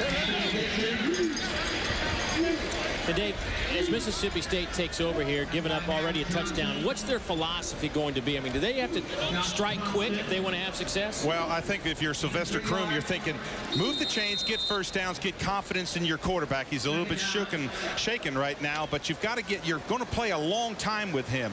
He's going to have to get in there, get composure. You don't want to make mistakes. Now, move the chains. If you've got a good running play, run it. But throw those safe passes, so to speak. Safe ones. Rutland dodges one defender. Pass is thrown over the head of his intended target, Lance Long. Pressure came from Will Herring, who has been putting some pressure on Rutland all afternoon. Boy, you talk about pressure. He gets out of the pocket, then Will Herring, number 35, is the linebacker. He moves him out here, and then all of a sudden he gets smacked in the back. Let's check in with Dave Baker as more on today's starting tailback, Brandon Thornton, who left in the first half. Yeah, Dave, they're still technically calling it a sprained ankle, but they're actually inside doing the x-rays right now. And unless the Bulldogs get in a passing situation like this, it's going to mean even more carries for Dixon with that bad hand. And it looks as though Mississippi State will take the red shirt, the potential red shirt, off the true freshman Arnell Stallworth, who just came into the game, as that pass is incomplete as Rutland gets decked again. And how about Auburn putting the pressure on them? They are smashing them now. You see a frustrated Sylvester Croom there, but Rutland is just getting smashed. See the pressure coming on him outside there. They don't get knocked down. Look at that. He's getting hit in the front and the back. I mean, he's getting hit all over. Somebody swings at his arm, and Dede just sticks him right in the nose. Fifth punt of the afternoon coming up for Blake McAdams, averaging 38.7 per. Robert Dunn back to return. Line drive kick. Dunn will have an opportunity to return it. Dunn to the 40 and dropped right there. A 47-yard punt, 10-yard return. Well, during the first half, we asked this all-tell text-to-win trivia question. Can you name the last player to lead the SEC in rushing in consecutive years? Yes, Kevin Falk back in 1997 and 98. See, I knew that answer. Yeah, I knew you did. I saw that smile. Tune in next week for your chance to play text-to-win trivia challenge presented by Alltel. I got it. Kenny trying to be the guy to do that. This year led the league over 107 yards per game last year. But today having a rough go of it. But now it's pounding time. Now you just get those big linemen in there, and they're just going to wear them down. Mississippi State's been on the field a long time, and I'll tell you right now, those big offensive linemen, that 300-pound front line, they're going to come off, and they're going to start controlling that line of scrimmage. Let's check in with Dave Baker. Buzz. Dave, this is what Al Borges, the guy that sounds like he's from Jersey, called the redneck West Coast offense. Yeah. You heard Tommy Tuberville talk about it at the half. You know, they're stubborn. They made an emphasis in camp. They were disappointed in the bowl game. They said we're going to establish a run. And as the big guy said, this is the place to do it. Absolutely. You got a 24-point lead. Come off the ball. Well, that's not going to help your running game. Big play by David Hurd, his 4th tackle of the afternoon. Irons loses a couple of yards. That was just a heads-up play. On that play, David Hurd just came off the line of scrimmage, just flies off the line of scrimmage. Look how far he's in the backfield. When the ball got to him, I mean, when the receiver caught the ball, Irons caught the ball, he looked up and there was 23, Hurd right in his nose. Auburn 4 of 7 on 3rd downs today. They've converted from 13 out, 19 out, and 12 out. They're looking at another 3rd and 12 right here. And you got to start thinking of defensive turnover. You got to get some kind of mistake. Cox has plenty of time. Pass is caught. I believe a knee was down on that far side. Courtney Taylor again with another catch. They needed 12. They got 13. Well, I can tell you the two corners are just respecting Courtney Taylor a little bit too much. They're playing, that cushion is about a 7 to 9 yard cushion. He's running them off the ball. It's a timing pattern. He does a little curl out, and bang, Cox is throwing the ball to him. They're playing pitch and catch right now. Got to play a little bit tighter than that.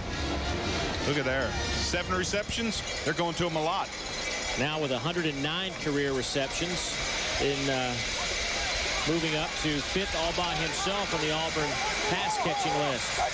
See the cushion at the bottom there again. Here's Irons. You heard the collision. I think that was Culberson who met him in the hole. Boy, Quentin Culberson, he doesn't play like he's 230 pounds.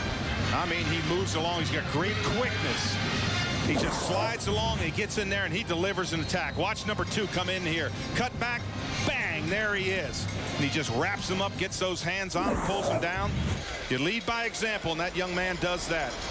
What a fun guy to talk to yesterday. 2nd down and 6. Fullback is Carl Stewart. Lester in a tailback. He gets the handoff off the left side. Got 4 of that 6 that he needed for a 1st down. Fitzhugh runs him out of bounds.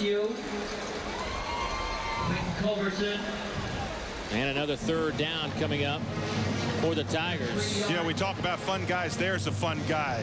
Joe Cope, the center, number 50. Al Borges told me, he said, there's no way he was ever going to play football at this level. He said, that is the first player, that's the biggest player that's ever proved me wrong. He said, you play with your heart. And boy, Joe Cope does. I mean, every play he's in there. He worked hard. He's not big in size, 6'1".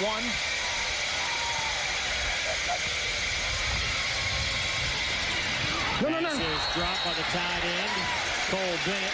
Culberson on the coverage. Yeah, when you play that middle backer position, everybody thinks you're a run support. Sometimes you got to be pass support. Look at number 2 in the back. Read the quarterback's eyes. He passes there. Gets that second hand in there and pulls it out. Good play here. Watch this. Not right away, but he see that left hand come in there and rip that ball out. That's what you got to do. Well, on 4th down and 4, Auburn will punt it away. Go Cody Bliss will punt it away. McGee stands back at the 10. It'll hit at the 2 and roll into the end zone for a touchback. A 43-yard kick. And even by my math, the net will be 23. Back after this. Auburn leading Mississippi State 24-0. And before we get out of here today, I think we need to say congratulations to Charles Barkley, a former Auburn Tiger, inducted into the Naismith Memorial Basketball Hall of Fame this weekend, along with Dominique Wilkins, a former player at the University of Georgia. Week-long festivities up in Springfield, Massachusetts, and we certainly wish those guys all the best and congratulations on a well-deserved honor. Charles Barkley in the Hall of Fame. Oh, man. I'd like to have seen his speech last night. Yeah, I know exactly what you're saying. Here's a little toss sweep to Dixon. He's met at the 30-yard line by Lorenzo Ferguson. but a substantial gain for the true freshman Dixon. Well, they got that game because the thing they did is get Herring. Got him to the outside, locked him up right there, cut back underneath. That's the first time I've seen Will Herring, number 35, get handled. He kind of played a little bit soft. You need to stick, move back inside. That's the first minus probably for Herring. He's had a good game. Here's Dixon. Josh Thompson throws him to the ground after a couple of yards. After the 35-yard line. Quick update for you. Missouri now over Ole Miss 17-7 in the third quarter. They're just beginning third quarter action. Dixon wasn't even expected to play today. 10 for 48. And you know the kicker of this thing, Jarius Norwood, we all know what a great, fantastic football player he was for this program. You know, as a freshman, he only played 30 plays, and that cost him a year of eligibility. He could have been redshirted and been here this year. How about a compliment by Coach Crum?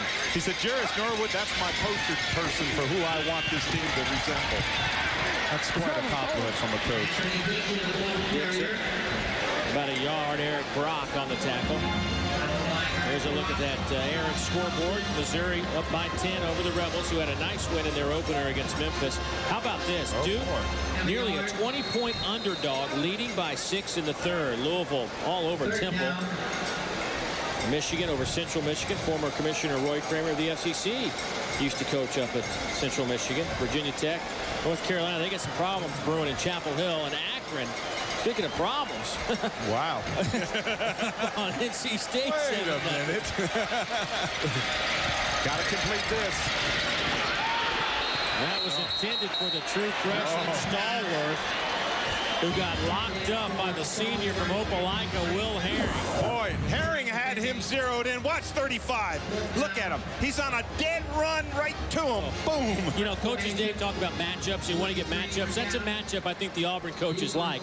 The senior on the true freshman in the flat. Yeah. Oh, yeah. And Will Herring, you know, I talked about that minus last time because he got locked in. He got a plus there, so he's back even. Coaches give pluses and minuses on every play, and if you come up with like a fumble recovery, you get a 2+, and they grade you out at the end of the game. And these kids are all grading out in the 85-90 range every time. Line drive kick, chance for Dunn to pick up some yards on return, but a flag comes down at the 30-yard line. A 33-yard kick, 6 on the return, but it may be backed up even further after we get our call from Mark Curls. Yeah, I think that was holding there. I think it might have been Haney, number 36, on Auburn, who got caught holding. During the return, holding, number 36, receiving team. 10-yard penalty, first down. Tommy doesn't like the call, but he's got to like the fact his team is up 24-0. Back after word from your local stations.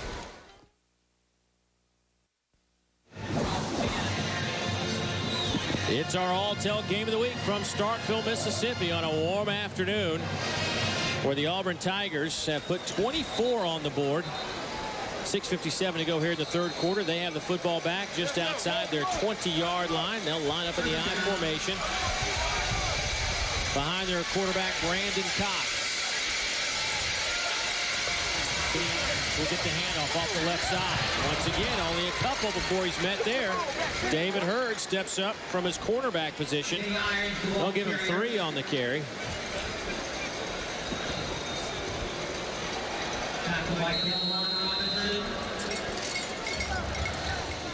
Today's First to 10 line is brought to you by Titan Technology Partners. Go to s2b.com to learn more about how Titan makes IT right.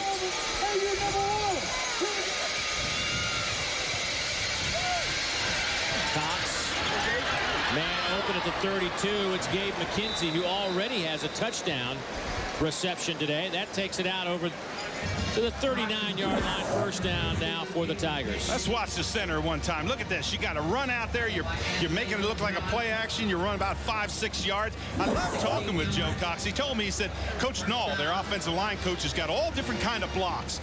They got blocks called the pancakes. Obviously, that's you pancake somebody. The cockroach, that's where you knock them on their back and their feet are up. How about the knockouts? That's where they don't get up. And then the rodeos, where you just kind of ride them along. But fun guy to play. Fun guy to talk to. Yeah, I don't know if he's a fun guy to play. Cox going deep over the middle. Pass should have been picked off. Keith Fitzhugh, the sophomore out of Hampton, Georgia, just dropped it. No other way to say it than he just dropped it. We used to say when I played, hit him at a bad place. The hands. Watch this, fans. He goes up high. It's perfect. He just was going to run, and you can see nobody more upset than him. Bad decision by Brandon Cox. Double coverage right there. He comes back over. Hit him in a bad place, the hands. And that might have been a play that could get you back into a scoring situation, but all for naught. Ellis Johnson said he was disappointed his team didn't have more turnovers against South Carolina, even though they had that interception right at the start of the game against South Carolina.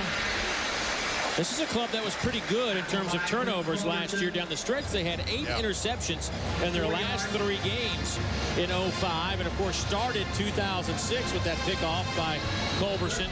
But Ellis Johnson says we've got to create some turnovers, give our offense a short field to work with. Exactly, and when you say short field, you're talking about inside the 40. You can't, this offense doesn't have the strength of players to drive 60, 70 yards like Auburn does. They need field position. And Mississippi State's not getting it. Cox stands in the pocket, fires over the middle. Pass is caught by Courtney Taylor. Courtney Taylor was a guy that was a little banged up last year. Had a bad ankle all season long. Of course, he was with guys like Ben Obamanu, Devin Aromashadu, Anthony Mix, all 1,000-yard receivers, so it was okay. But this year, they really needed him to step up, and that ankle bothered him last year. It's a funny story. He says, you know, he's talked to his ankle all offseason and before the season. Don't you let go now. Don't you give me any problems this year. So I love the fact that he's talking to his ankle now. Well, Buzz sometimes talks to himself, too, doesn't he? How about Buzz will talk to anybody that listens. Look at that measurement, just a bit shy. Ooh. You know, one thing I liked about Cox on that situation, he was looking to go deep, and he took what they gave him. That was that little dump off to Courtney Taylor underneath. Quick to take a look at our Q Motor Oil Power 25. Auburn, the highest ranked team in the SEC, but you've got 5 in the top 12 right now in the AP rankings. More importantly, right now, it's 4th down and inches for the Auburn Tigers.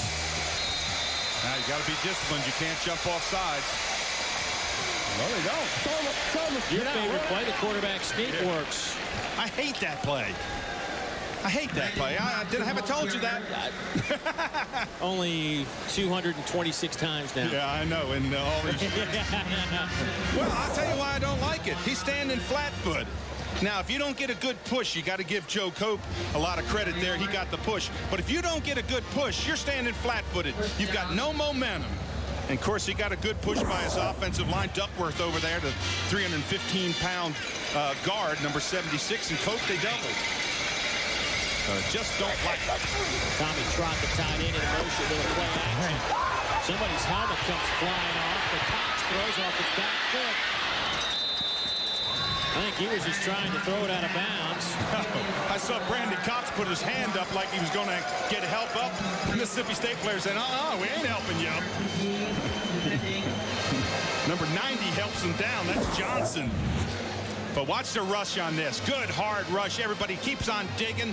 Watch the helmet come off in here. Bam, he gets jammed in the face. Again, here comes more pressure. You see him coming from the outside. That's Michael Hurd, 58. And right there, Cox says, give me a hand up, will you? Watch this. Give me a hand. Forget that. I ain't giving you no hand up. You get up on your own. That's pretty good. I like that. Cox has had a pretty good day today.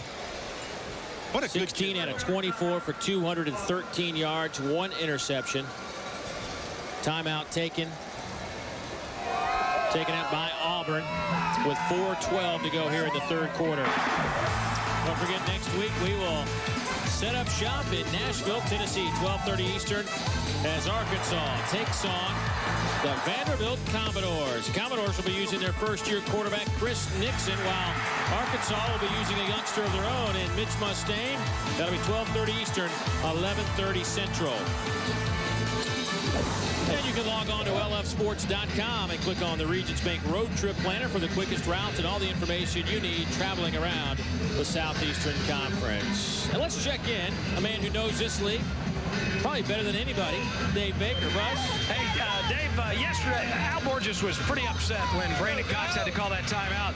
And the reason is we had a chance to talk at length with Tommy Tuberville about this new rules change and ready for play. The one thing you've got to do as a coach, you got to save those timeouts for the end of the game. And Tommy's been getting banged around a little bit because he's on the rules committee, and he believes that it's almost like the whole conspiracy theory thing, you know. It's like every defensive coach thinks every offensive coach thinks it's a defensive coach trying to take plays away from him.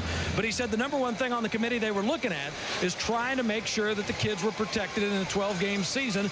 This will mean less plays, less times that these guys get banged up. Yes, Tommy said maybe less plays in this game, but with the addition of a 12th game on the year, it'll be about the same. The players would play the same amount of plays they would play in an 11-game schedule. And when you look at some of the numbers from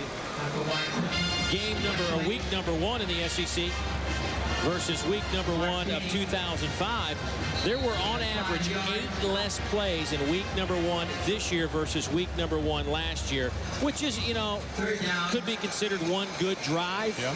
But with the addition of the 12th game, by the end of the year, you've made up those plays. 8 plays a game, 12 games, 96 plays. That's a football game. Oh, what a big hit. Right about the 35-yard line on Kenny Irons. Damon Glanton steps up. You talk about running through somebody. This is how you tackle. Glanton, he's only 190 pounds, but watch him come up here. Cut back inside. Watch this. You run right through him. You don't tackle to him. Look at that stick. That's a decleater where you can read the name underneath the soles of this. Look at that. Pick him up and plant him. Hey, do you know that's Kenny Iron? Glanton, you're just a sophomore. Eddie Grand, the running back coach over there, talking to his tailback. Cox pressured again, has to throw it away. That pressure came from Anthony Littlejohn. And you know what, Dave? That's good coaching right there. That was a play fake strong side. He was going to come out with a naked boot, and number 56, Littlejohn, had the backside containment. He played his key, came up, and forced a bad pass. Good coaching. I see this defense making tremendous strides. Let me tell you, this offense of Auburn, this is a strong. You don't get to be number 4 in the nation not having a superb offense. I think they're playing them toe-to-toe. Lefty, quick feet, makes a couple of defenders miss. He's down to the 20-yard line. How about that 1-2 combo Auburn could throw at you? Irons, then Lester. Yeah, Culberson, number 2, should have had him right there. He came outside. He just grabbed air on the play. And how about the read by Lester on that? He watched a block to the outside, cut back inside on it, made Culberson miss, and then rumbles down there. And if you're going to talk about completely all around, see that protection on the ball, pull that ball in tight. You just don't see these Auburn players fumble the football away. They don't. Gain of 16 on the play. And that'll bring up a first down and 10 now. Lester still in a tailback. He'll get the handoff again. Flag down. He's got room. Down to the 5. Did he get in? He steps out of bounds just outside the 1-yard line, but there is a flag down back at the line of scrimmage. Boy, you see how fast Lester's feet are? He has got what they call quick feet. He puts those feet, it's up and down. It's not those long strides, so to speak. Quick feet. Let's hear what the call is. Illegal formation. Only 6 men on line of scrimmage. Offense. 5-yard penalty. Repeat first down. Got to have 7 up there, boys. You know, a couple of years ago, they really put an emphasis on that. The tackles were really bowing off the line of scrimmage, almost playing like a H-back would. Exactly. And the rules committee got together and said, folks, we got to make sure we have 7 guys up at the line of scrimmage. Yeah, they got to have that hand up close to the ball. It's got to be almost parallel. You see it right there, straight across. He's gone. Fires, passes. Gain of about 4 on the play. Courtney Taylor now with yet another reception. Well, again, they're giving Courtney Taylor so much room off there. The cushion is the difference from the distance from the defensive back to the receiver. And that time, the corner's sitting about 8-9 yards off. They've been doing it all game long. He's been catching everything underneath. Courtney Taylor, 9 for 103 today. Last week, he had 3 for 51. See that distance right there, Dave, from there to there? That's the distance I'm talking about. That's the cushion. That's 8 yards right there. He can just turn around, throw it, and maybe make a miss. Another quick throw. There you go. Passes back. Ron Smith to the end zone. Touchdown.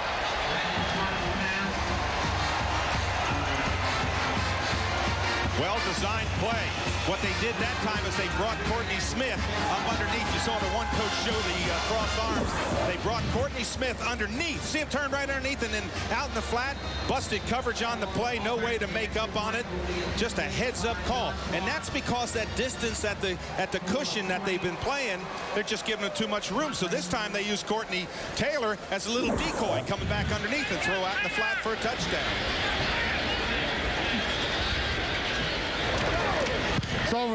Point after is up and good. Rod Smith, a man who walked onto this football team, felt like he had enough talent to play at this level. Nobody really interested in him out of high school. Says, you know what, I'm going to go to Auburn, I'm going to walk on, and I'm going to show these folks I can play at this level. And wouldn't you know it, he has earned the respect of his coaches and teammates and is now listed as a starter on this Auburn depth chart. That's a great thing about college football. One of the things you love about college football, the stories about these guys who, just because they love it, want to be there, show up, and they earn their way onto the team, and then later they get the scholarship. And college football, a great, great game. Our Chick-fil-A nugget of the game shows us that Auburn has more graduate players on their football team right now than anybody else in the country. 11 have already earned their undergraduate degrees for Tommy Tuberville's team. That is, when I looked at that number in the pregame, I was somewhat shocked. That's almost the whole class. A guy that we're not quite sure graduated, but we're going to believe that he does. Dave Baker. Buzz, what do you got? Georgetown College class of 82. All right, Buzz. Took me 10 years to pay for it, though. Hey, I think you got to get your hats off in a big-time way to Tommy Tuberville. You look at where he was and where he almost was a few years ago when they were picked to win the league this year. He said, thanks for putting a bullseye on my back, guys. Last time you did that, you almost got me fired. But he's brought in 3 defensive coordinators. He brings in a guy like Al Borges. They've got a system in place, and boy, are they bringing in the athletes right now. That's the thing about this game. They can keep bringing those quality guys at you, Dave. Chambers catches it at the back of the end zone. And here the list of defensive coordinators. Of course, Gene Chizik left for Texas and won a national championship last year, considered a real defensive guru. And David Gibbs, who came from the NFL to Auburn last year, went back to the NFL, is now with Kansas City. And Will Muschamp, who was at LSU 2 years ago with Nick Saban, went to the Dolphins and spent a year in the National Football League. But when this opportunity came up, he said he just couldn't pass it up. And here he is. For the Bulldogs, this is their 4th straight drive, starting on their own 20. Here's trying to get outside to the 25, no flags. Gerard Powers runs him out of bounds.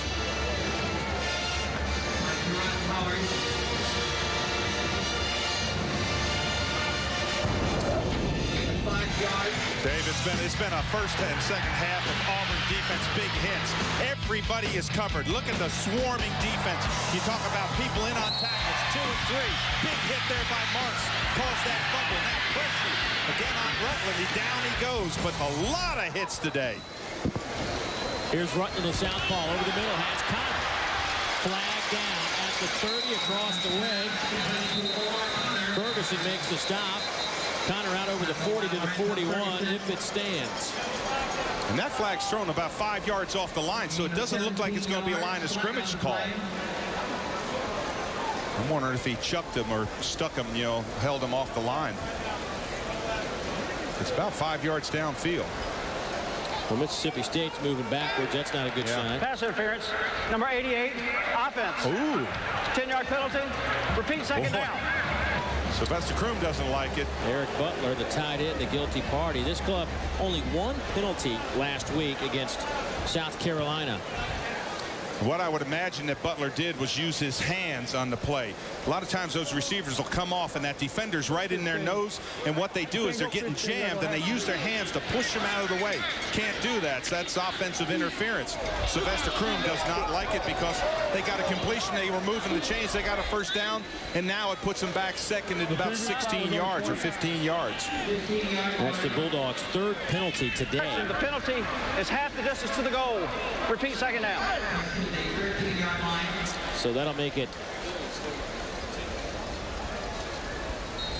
second down from about the 13-yard line. Not a whole lot of penalties in this game on either team. Very clean played game. 7 total today. The second down at 17. Rutland rolling right, will throw. Connor, the intended target, batted out of there by Lorenzo Ferguson, the sophomore out of Miami, Florida. I wanted to see if that was a catchable ball because Connor, I heard the ball smack his hand. Good coverage. Let's see if we can see it. Connor's 14 at the top. You see him waving his hands right there. Oh, man, you got to catch that. You don't want to catch it in your belly, and what he does is he goes into the stomach and bounces off. You got to use those hands, get those hands away from the body, look it in. Catch it with your hands, Omar. You're too good for that. Connor came here, highly touted quarterback, but they used him as a freshman as a wide receiver. Ended up with 14 catches that year, had 9 in 2 games last season. And picks up the grab over the 20-yard line, but that'll bring up 4th down at about 8. And Blake McAdams will have to make his way out to the field. And Dave, what you're going to do if you're Omar Connor and you're this Mississippi State team and you're looking as we end this third quarter, you got to start thinking of positives. What does Trey Rutland do well? Obviously, he throws that inside, that little dart inside well. He throws the curl well. You've got to pick plays that he does well. And you got to score points. The Bulldogs are now going on 7 quarters without a point. Good high spiral kick. Dunn fumbles it. Do the Bulldogs have it? Yes, they do at the 36-yard line. Robert Dunn just flat out dropped it, and Anthony Littlejohn there to pick it up. I wonder if he took his eyes off at the cardinal rule. Look the ball all the way, and he does. He looks to see what the coverage is, and heads up play by Mississippi State. That's just a foolish mistake. You can't look down. You can't look up and see what the block is. Only the second time the Bulldogs have entered Auburn territory today. That is the end of the third quarter. 15 more minutes to play from Starkville, where the 4th-ranked Tigers lead at 31-0. 10-yard penalty. Auburn leading Mississippi State 31-0 to begin the 4th quarter. And when you talk about this Auburn football team, really it's an amazing way that they've been able to develop some tailbacks over the years. We saw many of those on Jefferson Pilot Sports, and the way it looks now, we will see many more in the future right here on Lincoln Financial Sports. Man, I've been watching Lester. I want to tell you something. He may be the next in line. Remember Rudy Johnson? It seems like years ago with Rudy Johnson. But gosh, he started it, and Lester may be just getting his share. Here's a guy at Mississippi State they hope has a lengthy career. Anthony Dixon, the true freshman out of Jackson, Mississippi, playing with a broken pinky finger. They put a little rod in that thing and had surgery a couple days ago. As you look at our Gatorade stats at the end of the third quarter, rushing yards for Auburn 115. Brad Lester, many of those. Yeah. But Brandon Cox has done a nice job throwing the ball 237 on the day. Jonathan Wilhite leaves the game for the Auburn Tigers as Dixon doesn't have anything to run into except a blue jersey on that carry. You look, we showed you earlier where Mississippi State had progressed defensively over the last couple of years, but when you look at this 05 Mississippi State offense, there wasn't a whole lot to hang your hat on. Only 13.9 points per game. Sylvester Croom made some changes throughout the season. Of course, the marquee change was at quarterback when he took out Omar Connor and slid in Michael Hennig at the end of the season. And today, the results similar to what we saw a year ago. 125 yards of total offense today. And they'll add some more right here. Dixon trying to turn the corner. He gets to the 20, captures the first down as Patrick Lee makes the tackle for Auburn. And did you see the leadership that time on Trey Rutland? He was in the wrong formation, and he called his wide receiver in and gave the ball to Dixon back to the same side. That's good scope of what's going on. Burks comes in there, gets a good block, the wide receiver on Johnson. And you know what? I couldn't believe it. When I saw him line up, and you were down there, Dave, I said, what's he doing out there? Just trying to take a few handoffs? He said, I'm here to play. Well, Dixon had 14 carries, 64 yards against South Carolina last week. He's got those same numbers here today. Back in a moment. SEC football is brought to you in part by Infinity. Mississippi State will have it first down and 10 at the 20-yard line. Tell you what, Anthony Dixon, a true freshman, we just showed you a minute ago, 14 carries today. He has had a hard-earned 64 yards, and this is a guy that we didn't think would play today. And if he's carrying it 14 times with a broken finger, whether he's healthy. Over the middle, over the hands of the tight end, Eric Butler. You talk about close. Man, Eric Butler, you got to help your quarterback on that. It was right there. Good throw, good drive through. You're looking for positives. If you're Mississippi State, this is a positive. Good spiral. That ball hits him. That hits him pretty hard in the hands. Watch this. I will say this. That was a tough catch. All right, I'll give you that. But you know what? You're trying to help a young quarterback. I agree with you. I'm just saying it wasn't an easy catch. Well, I didn't think you were physical. Gets it down to the 16-yard line. Stevens with his 5th stop for the Auburn Tigers. This Mississippi State team last year in the red zone only scored 57% of the time. That was tied for 11th with their Mississippi's partners, the state of Mississippi partners, Ole Miss. They scored 12 touchdowns, 6 runs, 6 passes. And that red zone powered by Honda generators for the ultimate tailgating experience. Well, I'm going to see if he can find Connors coming across for something. Nope. He dropped at the 20. Quentin Groves, the Greenville, Mississippi native, with his 3rd tackle today, but he has been all over Rutland in terms of quarterback pressures today. Well, this is coming off the ball hard, beating them all the way around the outside, never giving up. That's the way you play Groves. Look at this, all the way around the horn. He doesn't give up. He doesn't quit running and gets a sack out of it. And Mississippi State will have to burn a timeout as they're trying to get the kicking team out.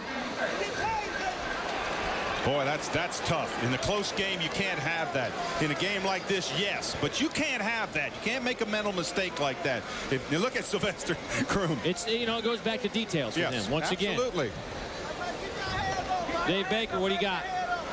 Dave, you really hate to see that happen at any time, but as many struggles as Mississippi State has had putting points on the board, this is the first time the kicking team's been on the field since that first series against South Carolina. If you remember, Culberson got that interception, put them in field goal range. They couldn't convert, but other than that, no extra points, no anything. So it's just the second time they've been out. Yeah, but you know what? Buzz is right. I understand that. But let me tell you, in football, you're standing on the sideline. You have got to be aware of the situation. You know that, Buzz.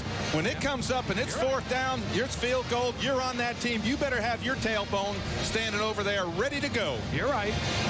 Thanks, Buzz. Well, Bully has been out here in the heat all day. He's a tough dog. Yeah, we saw Uga. Remember, he had a little house last week with ice. Bully's got his house here in the end zone. But he doesn't have air conditioning in like Uga did last week. Well, here goes Adam Carlson from 36. He missed from 38 last week. And it's blocked. It is blocked and falls into the end zone. And the Tigers will take over at the 20, and the shutout continues. Quentin Groves has been everywhere today. We have called his name a lot, and we will call it again. Watch 54 step up and put a big paw on this.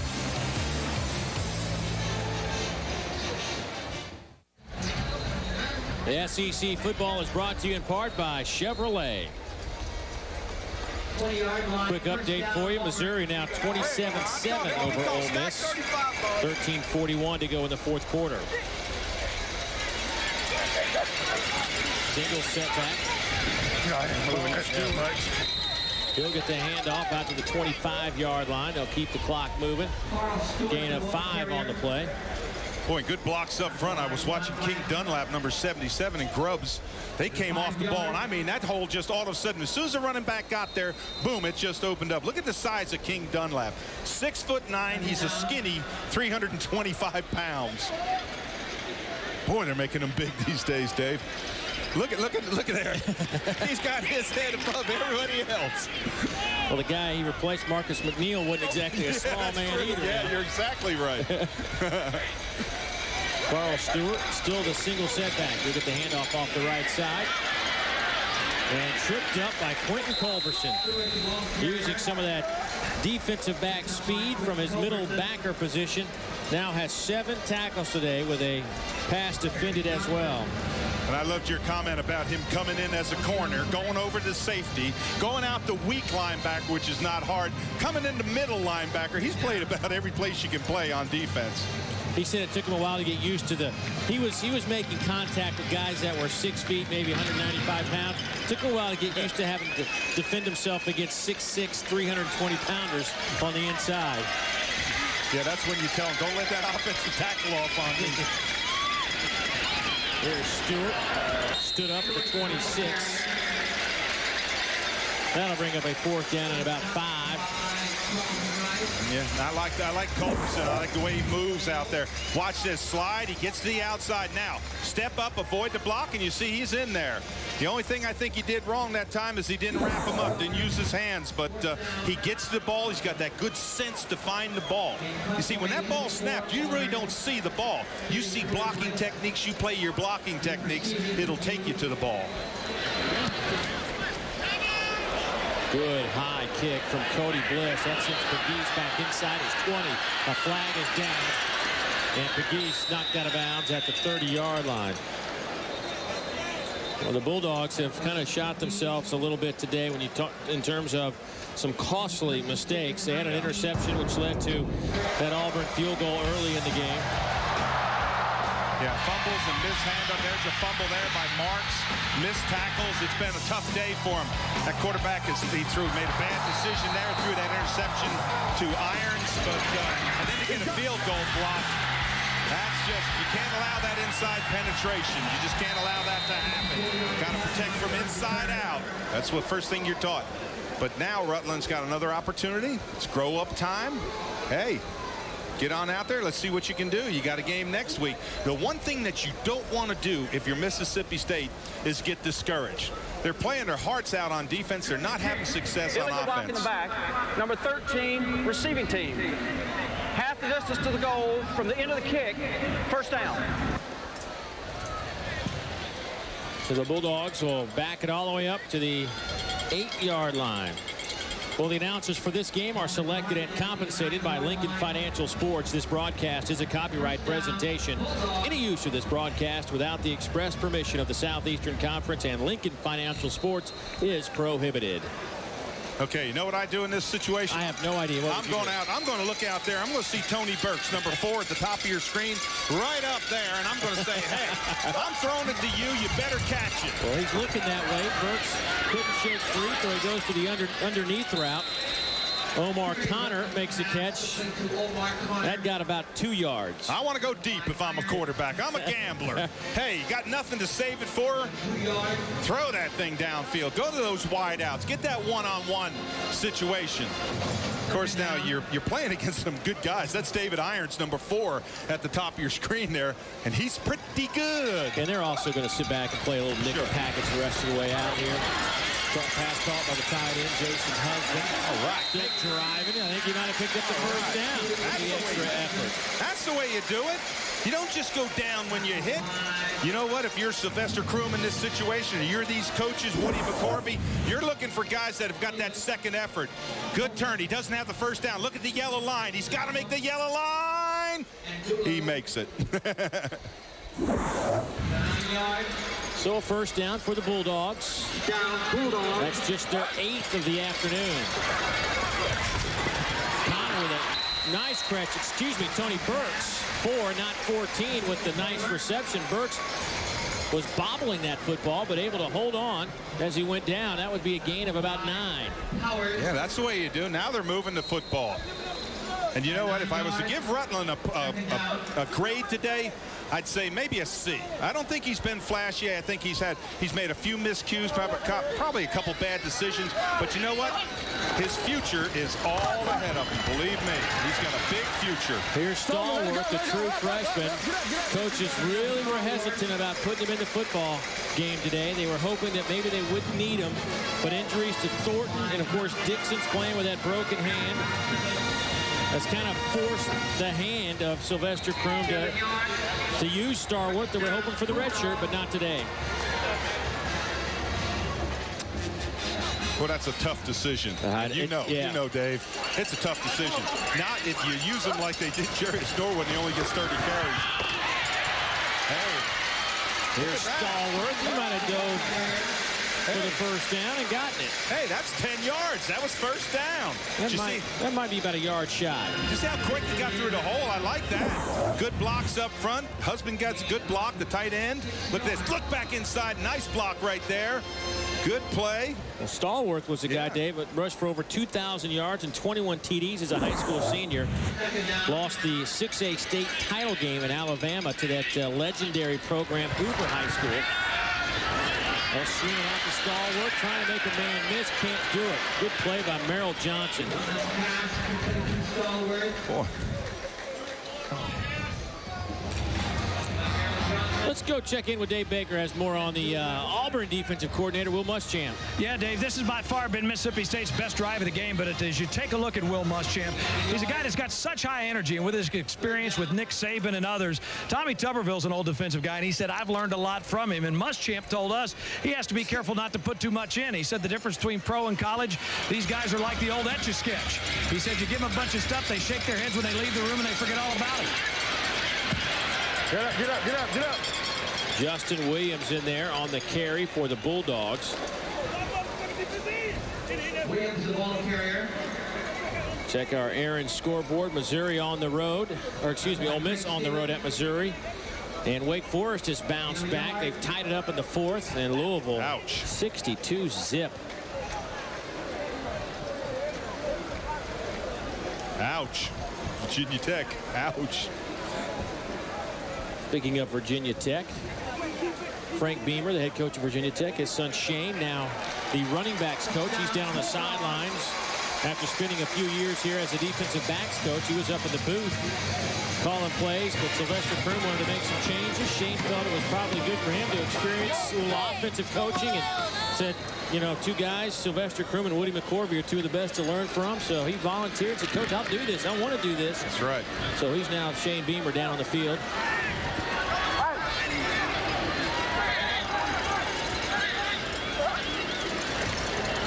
Rutland back to pass pocket, converges, and it's picked up. Auburn may score the touchdown. Down to the 4-yard line. Jamarcus Ricks. Matt Sims forced a fumble, and then big Jamarcus Ricks picks it up and nearly gets the TD. Yeah, watch Sims come on there and force the fumble. And look at Ricks. There's the big man. Look at this. Got a lineman's dream. And boy, is he going to get teased about getting tackled by. Look at Tuberville there running along with him. But I can promise you, Ricks is going to hear it. A quarterback brought you down. I mean, he slammed you down, but a lineman's dream. A lot of fun. True freshman out of Muscle Shoals, Alabama. Oh, man, that's so much fun. I only did that one time. I want to tell you. When you play nose tackle, you don't get that many chances. Little toss sweep down to the 5-yard line. Goes Ben Tate, another freshman.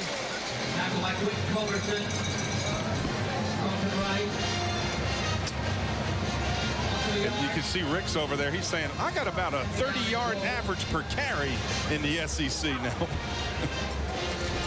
By the way, Blake Field in at quarterback as Brandon Cox calls it a day.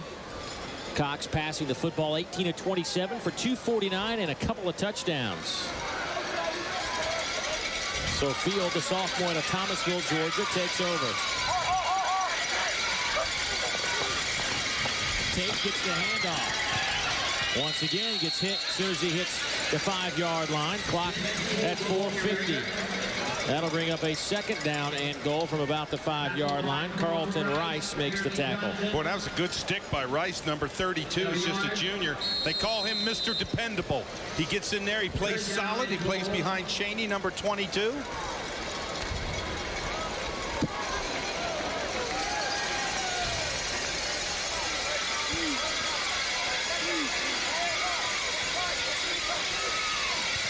Play action to take. Field will throw. Lofts it up. Carl Stewart makes the catch, but he is wrapped up and thrown for a loss. Play has been blown dead, but Mississippi State doing everything they can to get it in the end zone. Damon Glanton picks up the football, but now he'll have to go back 100 yards the other way. Well, once his forward motion is stopped right in here, you'll see the little pass here. Now watch, about the 6-7 yard line, right in there. He's done. Now they're just pulling the ball out, ripping it out. That play is easily over. Heads up play by the defense. That's what you want him to do. And now Glanton's having to run back the whole way. He's at the 20. He's back at the 15. Now he has to hustle up to get back on the defensive side of the field. He's going to be out of breath. 37. John Vaughn, 22-yard field goal. Glanton, I don't think he's going to be a factor on this point out or the field goal block. Kick is down and it is up from 22. So John Vaughn hits from 55 and now 32. The lead is 34. 28-0 was the score a year ago at Jordan-Hare Stadium, and Auburn doing it again on the road, this time 34-0 over the Bulldogs. 3:49 to go in the game. Many in the crowd have already departed, making their way back home. Never forget a few years ago, Jack Crystal, the legendary announcer, had to give out the Sonic Player of the Game on the radio broadcast, and he said the drive of the game. He had to give out the drive of the game, and he said, it's going to be my drive back home. Was he 54 years in the booth? Isn't that right? 54 years? I mean, it's an amazing run. Look at the red zone today for the Auburn Tigers. They struggled against Washington State. It was a concern for the coaches in the fact that they only had a couple of touchdowns in the red zone in 5 opportunities last week. Well, today, 4 touchdowns in 5 opportunities. And I think every coach in America would take those numbers game in and game out. And that red zone powered by Honda Generators for the ultimate tailgating experience. Yeah, Al Borges said we went back and evaluated. We made some mistakes. He said we didn't open it up. Well, this is a drop pass. If you ever saw a drop pass, that's a drop pass.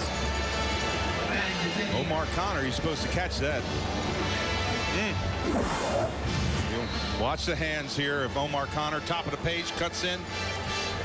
Gosh, you got to catch that. Oh, he got stung. Maybe he got those fingers. Yeah. You know, when you're an underdog like Mississippi State was coming into this game, you can't make mistakes. They keep on compounding. Fumbles, you got a great fumble, you fumble it right back. You throw an interception. You get bad field position. There you go, Dave. They're trying to go deep. I like it. Intended target was Jason Husband, just off his fingertips. Rutland now 12 out of 25 for 82 yards. Yeah, tight end just go right down the field. Right there. I like that. Now, you know what? That's a good play. I know it went for an incompletion, but you know what? You're challenging the defense. We've seen too many off-tackle runs today. We've seen a lot. We've seen a lot of off-tackle runs today on both sides. We knew that coming in. No. Oh, yeah.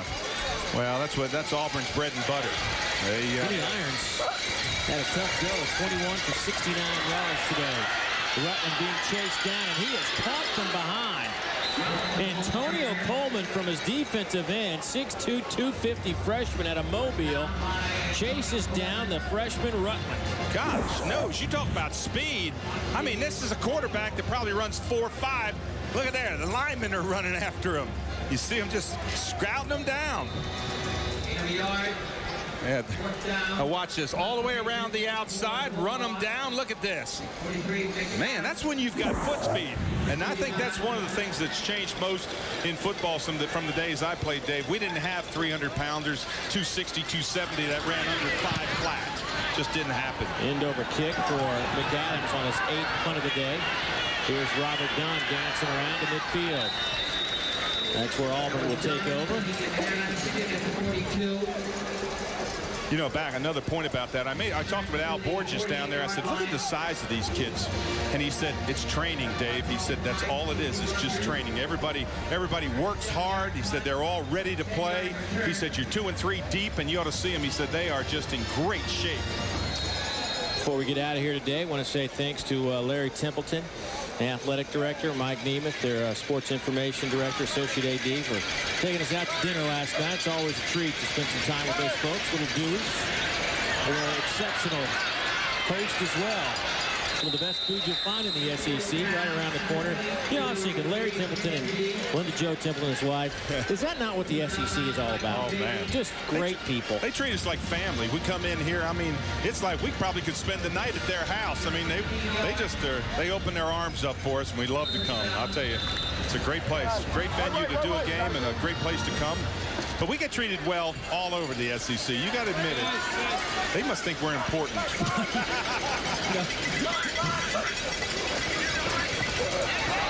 Ooh, that was a stick. That was a big hit. Man. Ben Tate got walloped by Delwan Robinson, who now has 8 tackles this afternoon. Watch this. Boom! Did you see that head snap down? You're going to run through him. Watch this. Big man just sticks him in there. That's the way you play. Boy, Robinson has played hard today. This defense has played hard. Not that the offense hasn't played hard, but they haven't had success. This defense has been on the field the whole day. Robinson has 4 of those tackles for loss today. Left field, halftime, fires. Pass is caught on that far side by Appreciate Rodriguez. Derek McGee brings him down. He is short of the first down, so the clock continues to move under 1 minute. And for these Auburn Tigers, they will get ready because in 7 days, LSU in Auburn. That will be a SEC battle for the ages, in my opinion. I don't think there'll be too many extra tickets there. No. Nah. I'm sure somebody will call me this week for tickets, though. Oh, yeah. But let me just go and say I don't have any. And can't get it. Right. Field pass caught. It's forward progress. Should take him to about the 21, which will be a first down. McKenzie on the grab for Auburn. And if that's the case, that'll do it for this contest, as Auburn will let the clock just run down. See what happens when you put on the headsets and listen to us? Yeah, that's one of the fans. That's one of our fans. Right. Actually, when he wakes up, he'll think we did a great job today. That's right. Amen, brother. Amen. Well, Tommy Tuberville will pick up the win. Auburn will go to 2-0, and Tommy Tuberville will go to 62-27. 20 left. As he is in his 8th season at Auburn. And the Bulldogs will try to figure out a way to